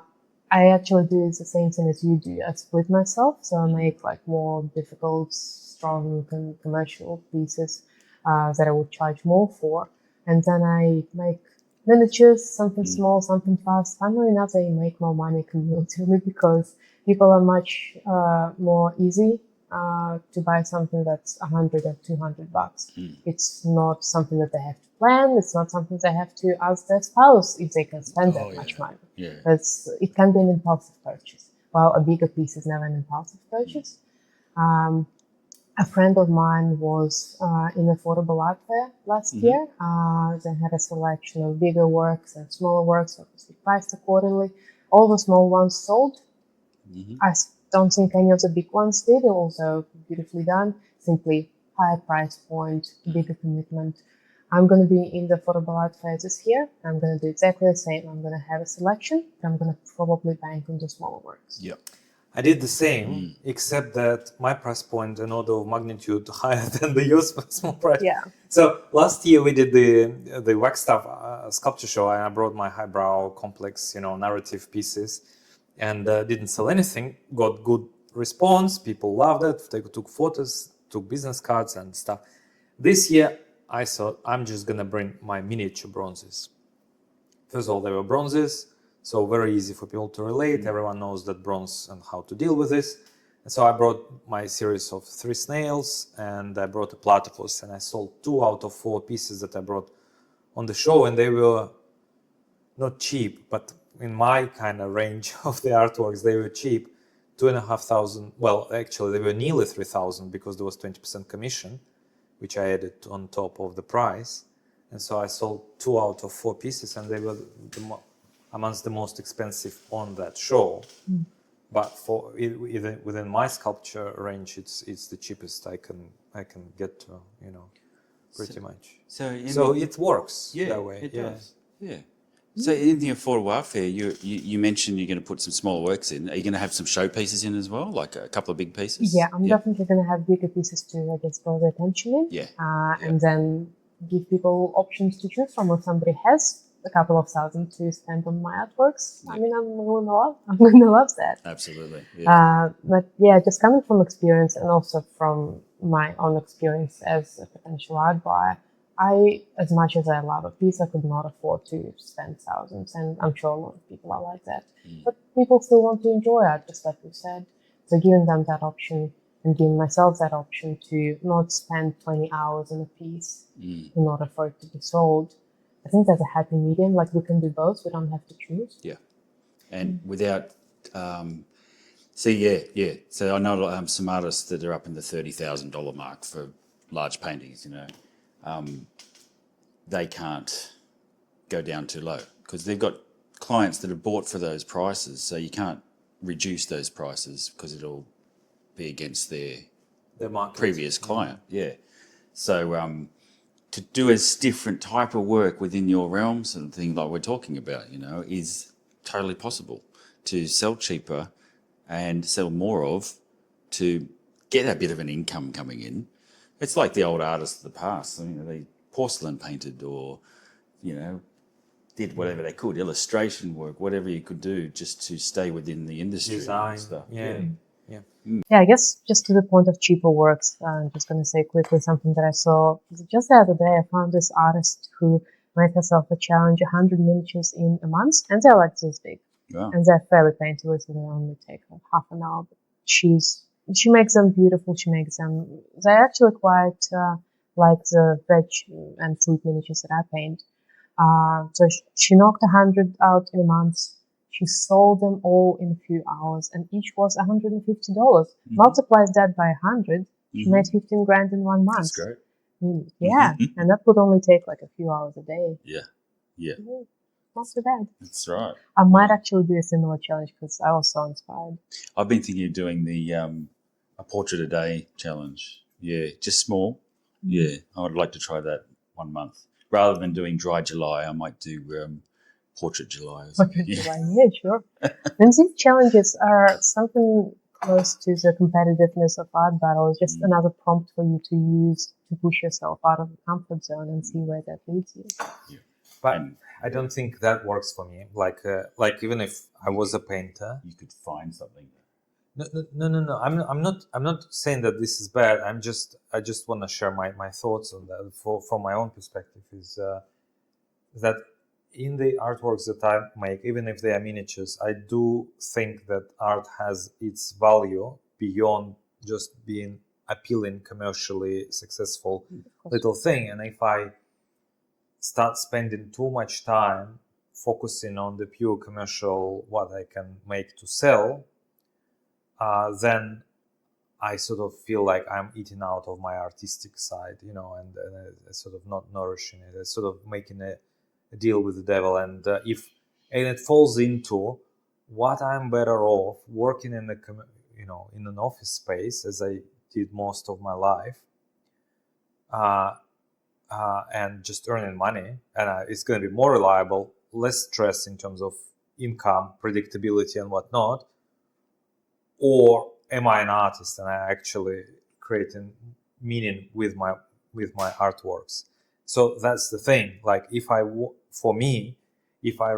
desperate for money, I think I would rather find part-time or full-time some job that will pay me rather than and have whatever hours left in the week to dedicate to art rather than going into full commercial sort of thing. That's my own reflection. Yeah, that's understandable, totally.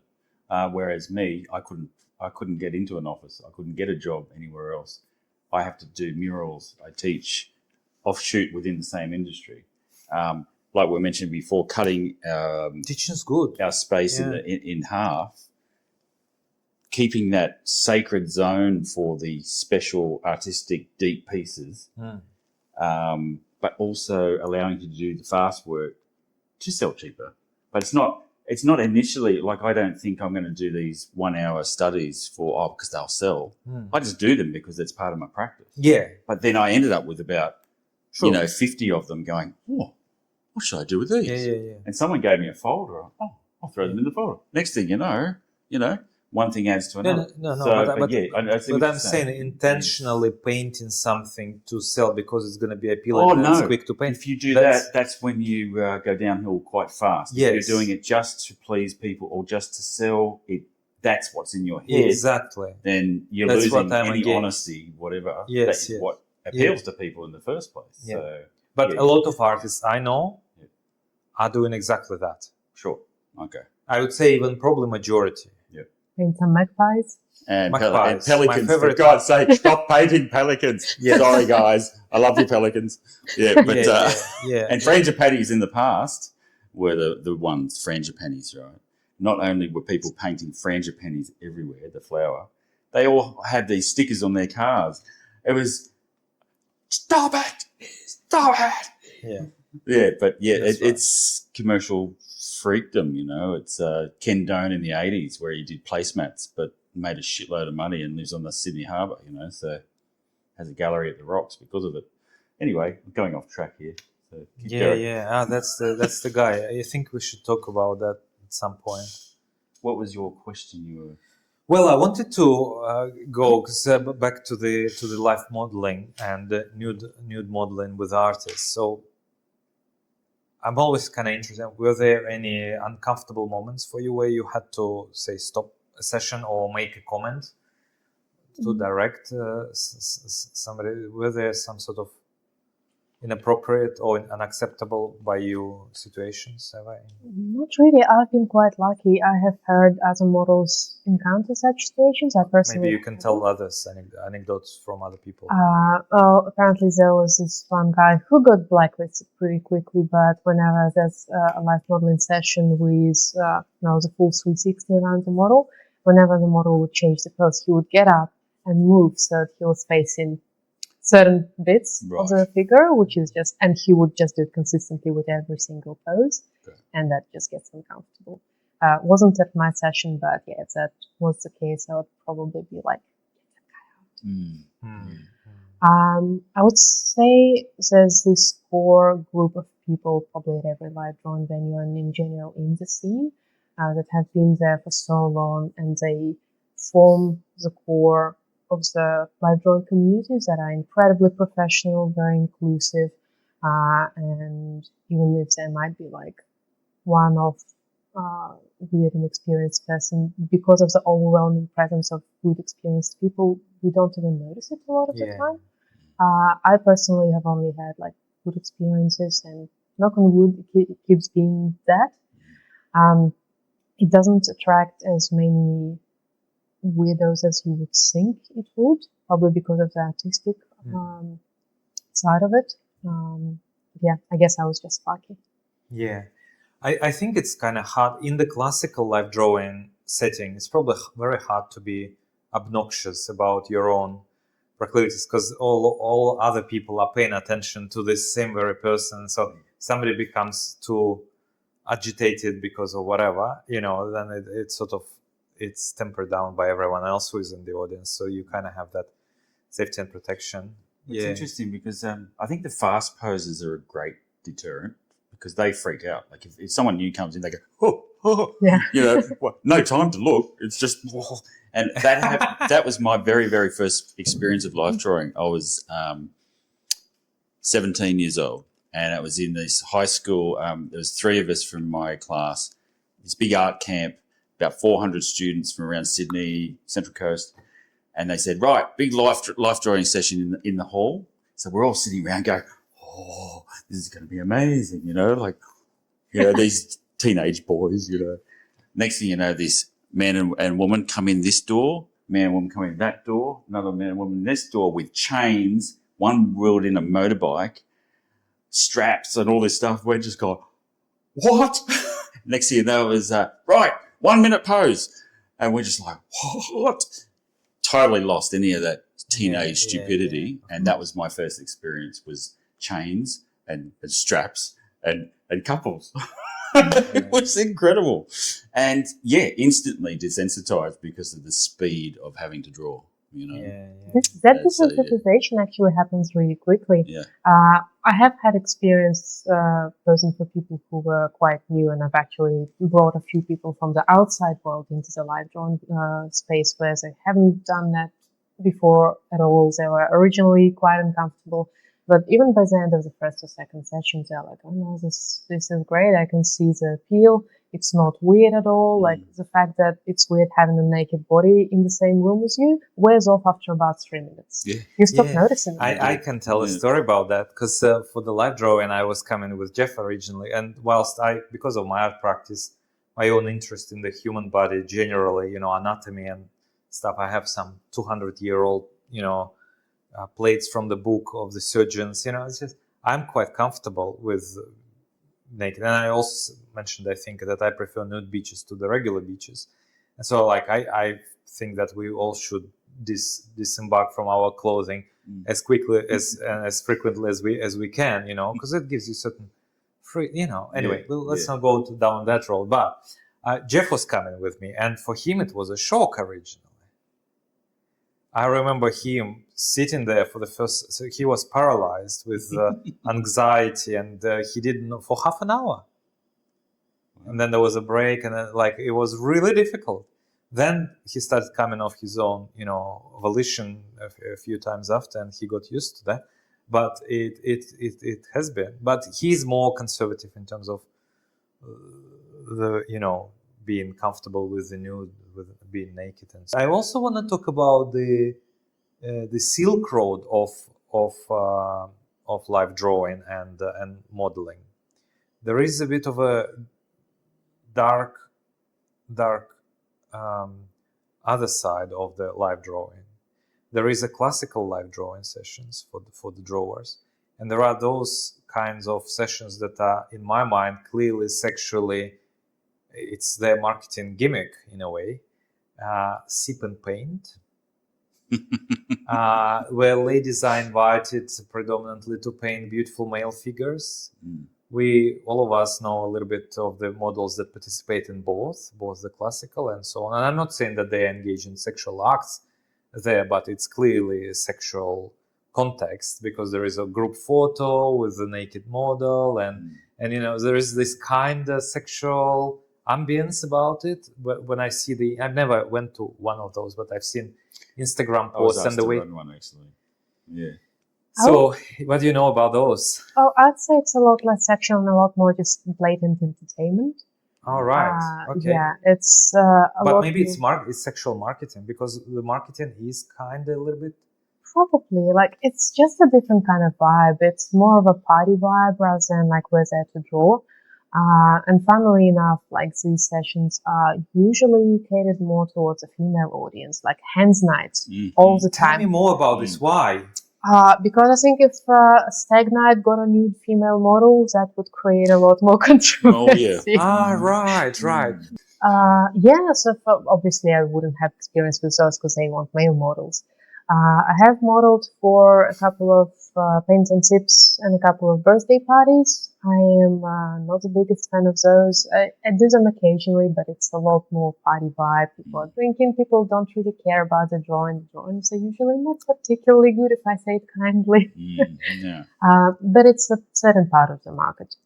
I think it is much more heavily swayed towards hands nights, so male models get a lot of work in that. It's not so much drawing; it's more entertainment. What sort of what? I just want to be explicit, and because when I see the photos, it looks to me there is a sexual kind of vibes in that, and the women are particularly enjoying very attractive male young usually models, and there is kind of sexual gratification in that. What's the vibe? Because you've kind of witnessed it.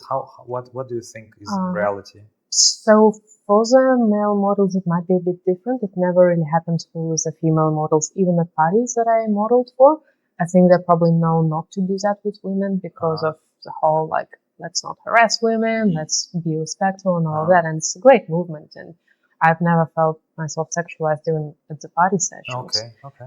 It might be a bit different with hands nights, but it's never sexual. It's more like people are getting to experience a new model. Everyone's a bit weirded out. Everyone's a bit awkward. They're trying something new. It's like breaking the ice type It's kind of like the same as going to a pottery class and making a cup. It's just pushing yourself out of the comfort zone. So cool. Yeah, I wouldn't say it's sexual at all. Okay, interesting. Yeah. Okay. At least that's been my experience. Maybe hands nights are different. All right. Well, I call it the underground of live drawing. Is the underground of live drawing for that reason. Well, yeah. A few years ago, I was asked to run a hen's night life drawing session with a male model. I turned it down. I just thought, I'd have to charge the earth to make it worthwhile. You know, it was, and I felt a bit strange. I thought, if I was approached by a bunch of men who wanted to have a bachelor party with a female model, I'd say no straight away. So I thought, okay, I don't know. If I found the right male model who was keen for that, then sure, yeah, it was all open and happy. But I don't know. When it's that crossover was weird for me. You know, it was like it wasn't the vibe that I'm used to with life drawing. You know, I have more respect for it, I think. The paint and sip things as well, which, you know, they paint a nice flower while they're drinking. Well, I can't drink and paint to start with, you know. Like, so for me to endorse that, well, that's just entertainment, you know. Like, yeah, go for it. If it gets people interested in and having a good time sitting around some canvases, yeah, great, you know. Everyone's process is different. Yeah. That's why I took 4 bottles of wine. Did you? Yeah. Really? It's just like expensive. You have to factor it in the price of the painting. Wow. Yeah, I was just like chugging down the wine and painting away. The new Jackson Pollock. He used to get very pissed and just throw paint around. But it was a rhythm because he danced with it. Cigarette in his mouth. Wow, okay, now I'm seeing a different thing. Yeah, 4 bottles of wine. Okay. Hey, look, we all look for something. Brett Whiteley used to inject. Everyone else used to do different things. And Not saying I'm always painting drunk, but funnily enough, that specific piece. Great. Well, we need to experiment with states of mind to get things, And but to your point, like these live drawing sessions are much less about live drawing and much more about entertainment. Okay. So I would say, well, there's nothing wrong with that, and there's definitely a market for that. It's not your kind of respectful, quiet, focused environment. It's a little bit rowdy. People are laughing. People don't really care about what they're putting down. Yeah. And nothing wrong with them. I'll still probably model for them occasionally, but not my first choice. Interesting. Just for some reason, I remember that Renaissance time of the Michelangelo, because he could get nude models in Florence, but in Rome. Italy wasn't like Italy as a single country back then, right? There were all these little kingdoms of Florence and Rome and Venice and Milan and all that stuff, ruled by the most influential families at the time, Sforza in Milan and Medici in Florence and the Papal Vatican in Rome and stuff like that. So he couldn't get naked modeling sessions or nude modeling sessions in Rome, but he could do it in Florence. The Vatican influence in Rome was very strong, and even though it was strong in Florence as well, but it wasn't quite as restrictive, and people just didn't care. And often they had a go at Rome, Florence, like, just stick it up your ass, type thing. What's interesting you're saying this, because Kat was mentioning before about in Paris, there's only a few life drawing sort of groups. And just a couple. Apparently, it's very much a Sydney scene and elsewhere. Paris, you said. Yeah. Compared to Sydney. A French person told me that, so I'm inclined to believe, although I didn't check personally. Yeah, apparently it's not nearly as popular. Like in Sydney, there would be dozens. Every single night something's going on live drawing wise. Apparently, it's just a Sydney scene. Well, I was going to say that I was going to say the opposite. I mean, I don't know about live drawing in Europe. Like, I never was into that thing when I lived there. I just sculpted off, But I know in the States, for example, it's much easier to find a model. Like in the big cities like Philadelphia, I just spoke to a fellow sculptor. It's quite easy to find a good model that you want, and there is a bigger choice than, say, in Sydney. Well, more bigger population, I suppose. Well, I don't know. Sydney is a big city. I mean, Philadelphia isn't that massive. It's not New York. It's not San Francisco. No, that's true. There's quite a few models in Sydney as well. I mean, there's competition these days. It's a bit custom. But there are not so many classical beauty models, not so many younger models. I think there is, it feels like maybe I'm wrong. Maybe I should ask it as a question, really. Do you feel there are many young people going into like art modeling? Yeah, I'd say so. And there's live drawing venues that predominantly choose to only have like young, pretty girls that are in good shape. And that is their strategy of promotional model choice. I don't know. But yeah, I wouldn't say there's a lack of younger people, because that is still, for whatever reason, considered to be easy money. And that is why quite a few students go into that. If somebody's tried like photographic modeling, they get interested in live modeling as well. That is actually how I got in after coming to Australia. I've been doing photographic modeling and catwalk modeling for years. And I tried finding work here after I came here. It was really difficult. And I quickly realized it's not going to be enough, if any. And then I got introduced to live modeling, and I thought, yeah, I might as well give it a chance. And it worked well for me, so here I am. Yeah, I would not say there's a lack of models. Okay, and what's the ratio of male to female models you think in the industry in Sydney? I would say more females. But males, how much more, like percentage-wise, if you give it to? No, that's really hard. Probably 70-30. 70-30. Although there's quite a few male models, but they do struggle to find work. Because while there are hands nights and stuff like that, classical live drawing places tend to hire more females. I don't talked to one host about it, and now I'm hosting my own live draw, and I see that as well. Why is that? As soon as you get a male model, the sales go, Yeah. Really? and I don't understand it. And it's not just men; it's mainly actually women that would not. I've seen some great artists come in and see a male model and walk out.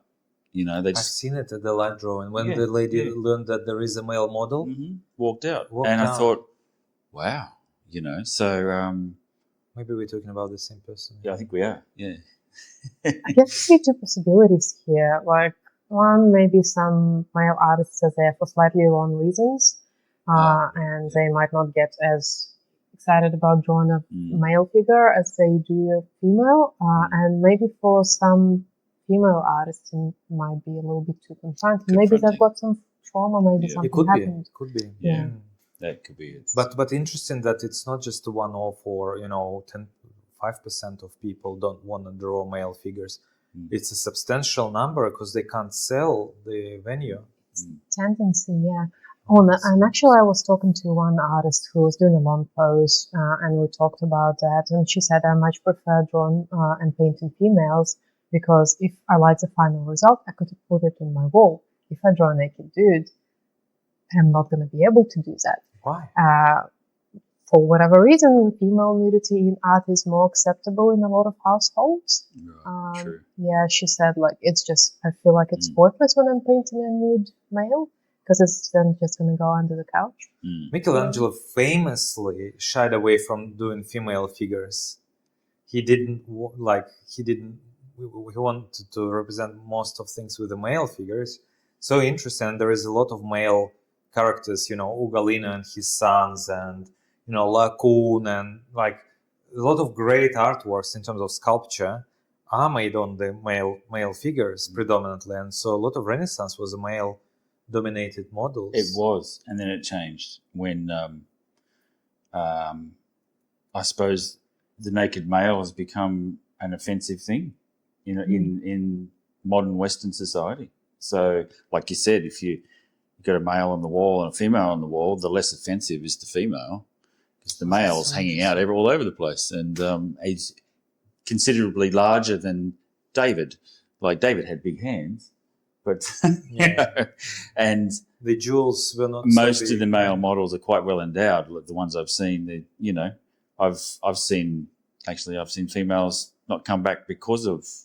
We've got great male models, but they just sit there. It's all hanging out, and I think, well, I don't mind that. It's all part of the figure. But I could see, like you said, they might have had trauma or something like this. But generally speaking, male model, female model on the wall, yeah, like you said, yeah. I guess there's potential emotional different charge to nudity, like female nudity is soft and gentle and maybe sensual, while male nudity could more often be considered as assertive and aggressive, which it's not or it shouldn't be. Yeah. But that is one of the reasons why I think the male models are less popular. I have to make a confession. I don't understand the reasons at all.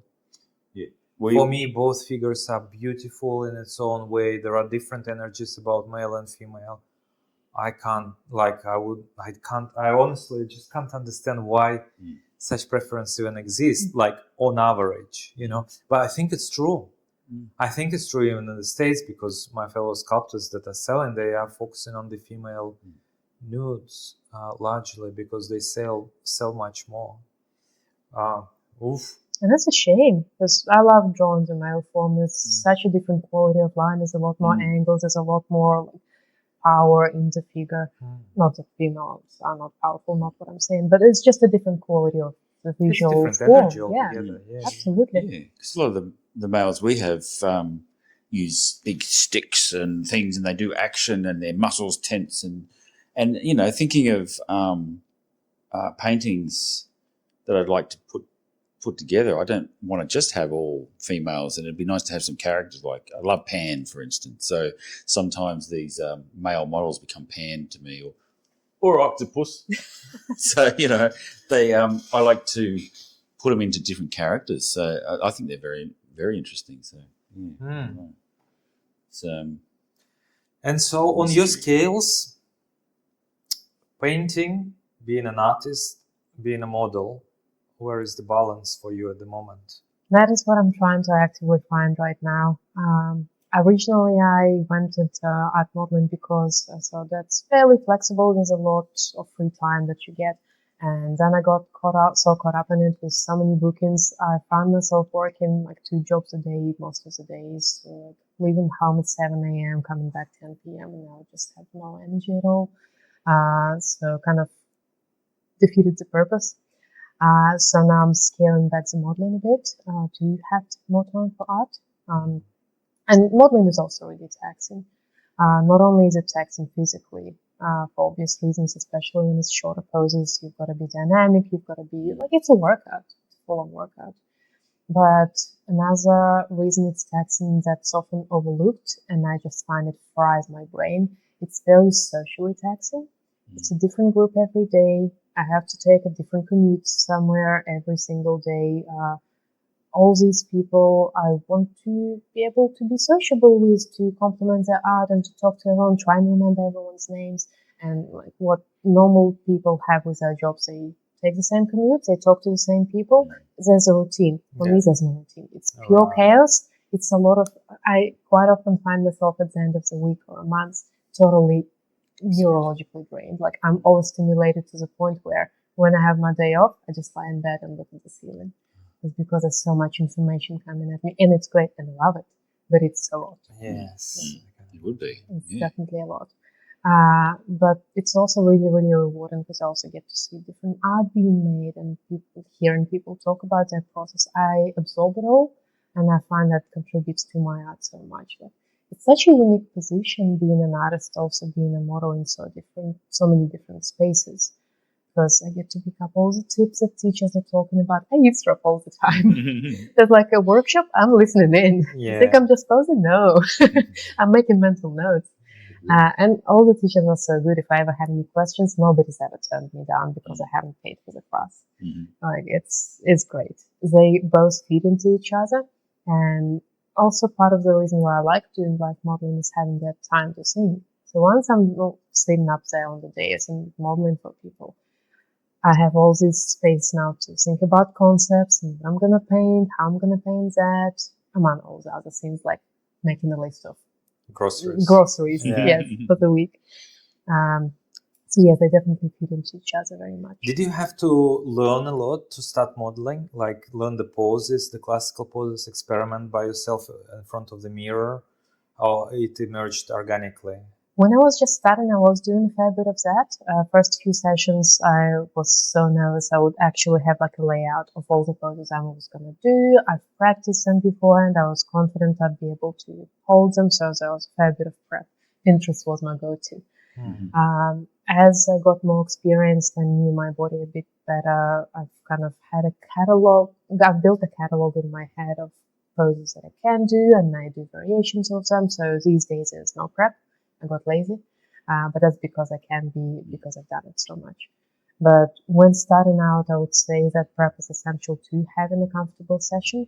But sometimes I see a new model when I'm drawing myself. I see a new model set into a pose for like 10 or 15 minutes, and I immediately go, she's gonna suffer so much.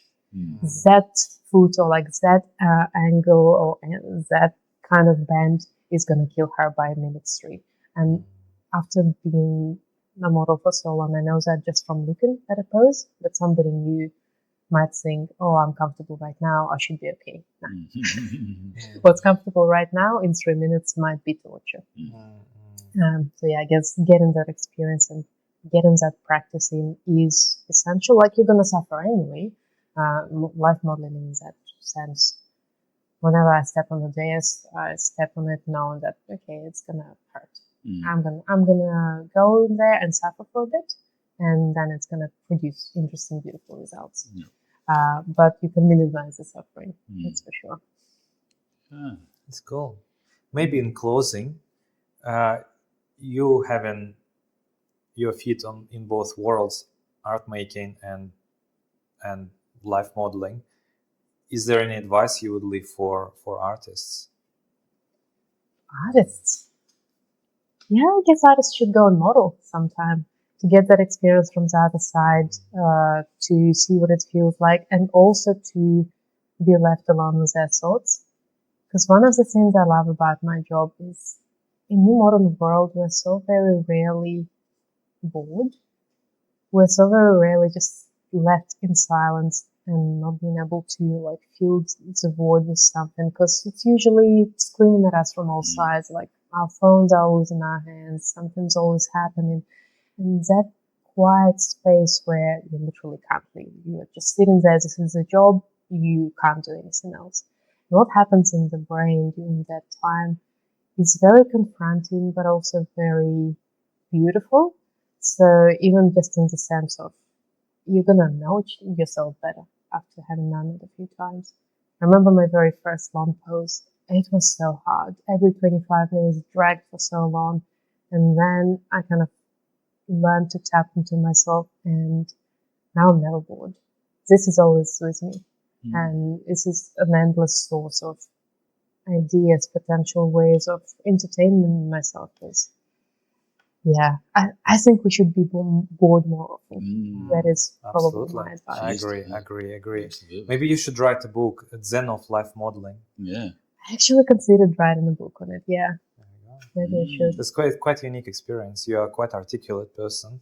I think it could be like not necessarily a War and Peace size book or door stopper, but maybe a couple of 100-page book. It can be interesting. Can I ask one question too? Yeah, of course. Considering your mental space when you're modelling, does the music affect you much? That's being played or not played? It can. I do find that at this point I can zone out completely and just block anything out, conversation, music, whatever. But if I'm so inclined, I can tune in and let it affect me a bit more. It kind of sets the scene, and then it's up to the model to use it or not. And it's probably individual to everyone as well. But yeah, I think we all need a bit of mental space in our lives, because that's where all the inspiration, ideas, and like good things are coming from. That space where we sit with ourselves instead of trying to fill the void from outside. Yeah. That's probably We need to. Yeah, I agreed. I actually discussed it a few years ago with somebody. I said, and I had busy career and so I said, I want to be bored. I want to get like when you wake up and you don't know what to do, like that moment. Oh, you could do this, but nothing needs doing as such, and you sort of forced to be with yourself and find a new dynamic, a new language, maybe start a conversation with yourself on something that you didn't do before, on the topics that you avoided to have conversations. I think being bored, being in that limbo state is very important, but we forgot what it is because of all the distractions, doom scrolling, the busy lives, because we don't wake up in the middle of the night anymore for a few hours because we have light. Or we don't sit on the train station for 3 hours without a phone. Exactly. Which I've done many times before phones were invented. Yeah. And sitting there on a train station in the Just middle of the watching night, the waiting birds. for the next train for 3 hours, you're with your own thoughts. So that's where some amazing creativity can come from. Yeah. And I'd say that to other people too. Like the kids don't know how to be bored these days, you know. I think, what a waste. Like nothing better than when you're a kid and, oh, I'm bored. Oh, let's dress up and play pirates or something. Let's do something creative. Let's have a rock fight, you know. All these weird things that you do when you're a kid. You should be doing it as an adult as well. Yeah. And, what a great thing to say about that. Like that time you get to be in that space. Being bored is like the best thing you can do for your imagination, because when it's constantly fed from outside, it doesn't need to do the work. Excellent. So, in conclusion, the advice, get bored more often and routinely and put it on schedule. And thanks for coming to the show. Thank you so much for having me. Cheers. Cheers.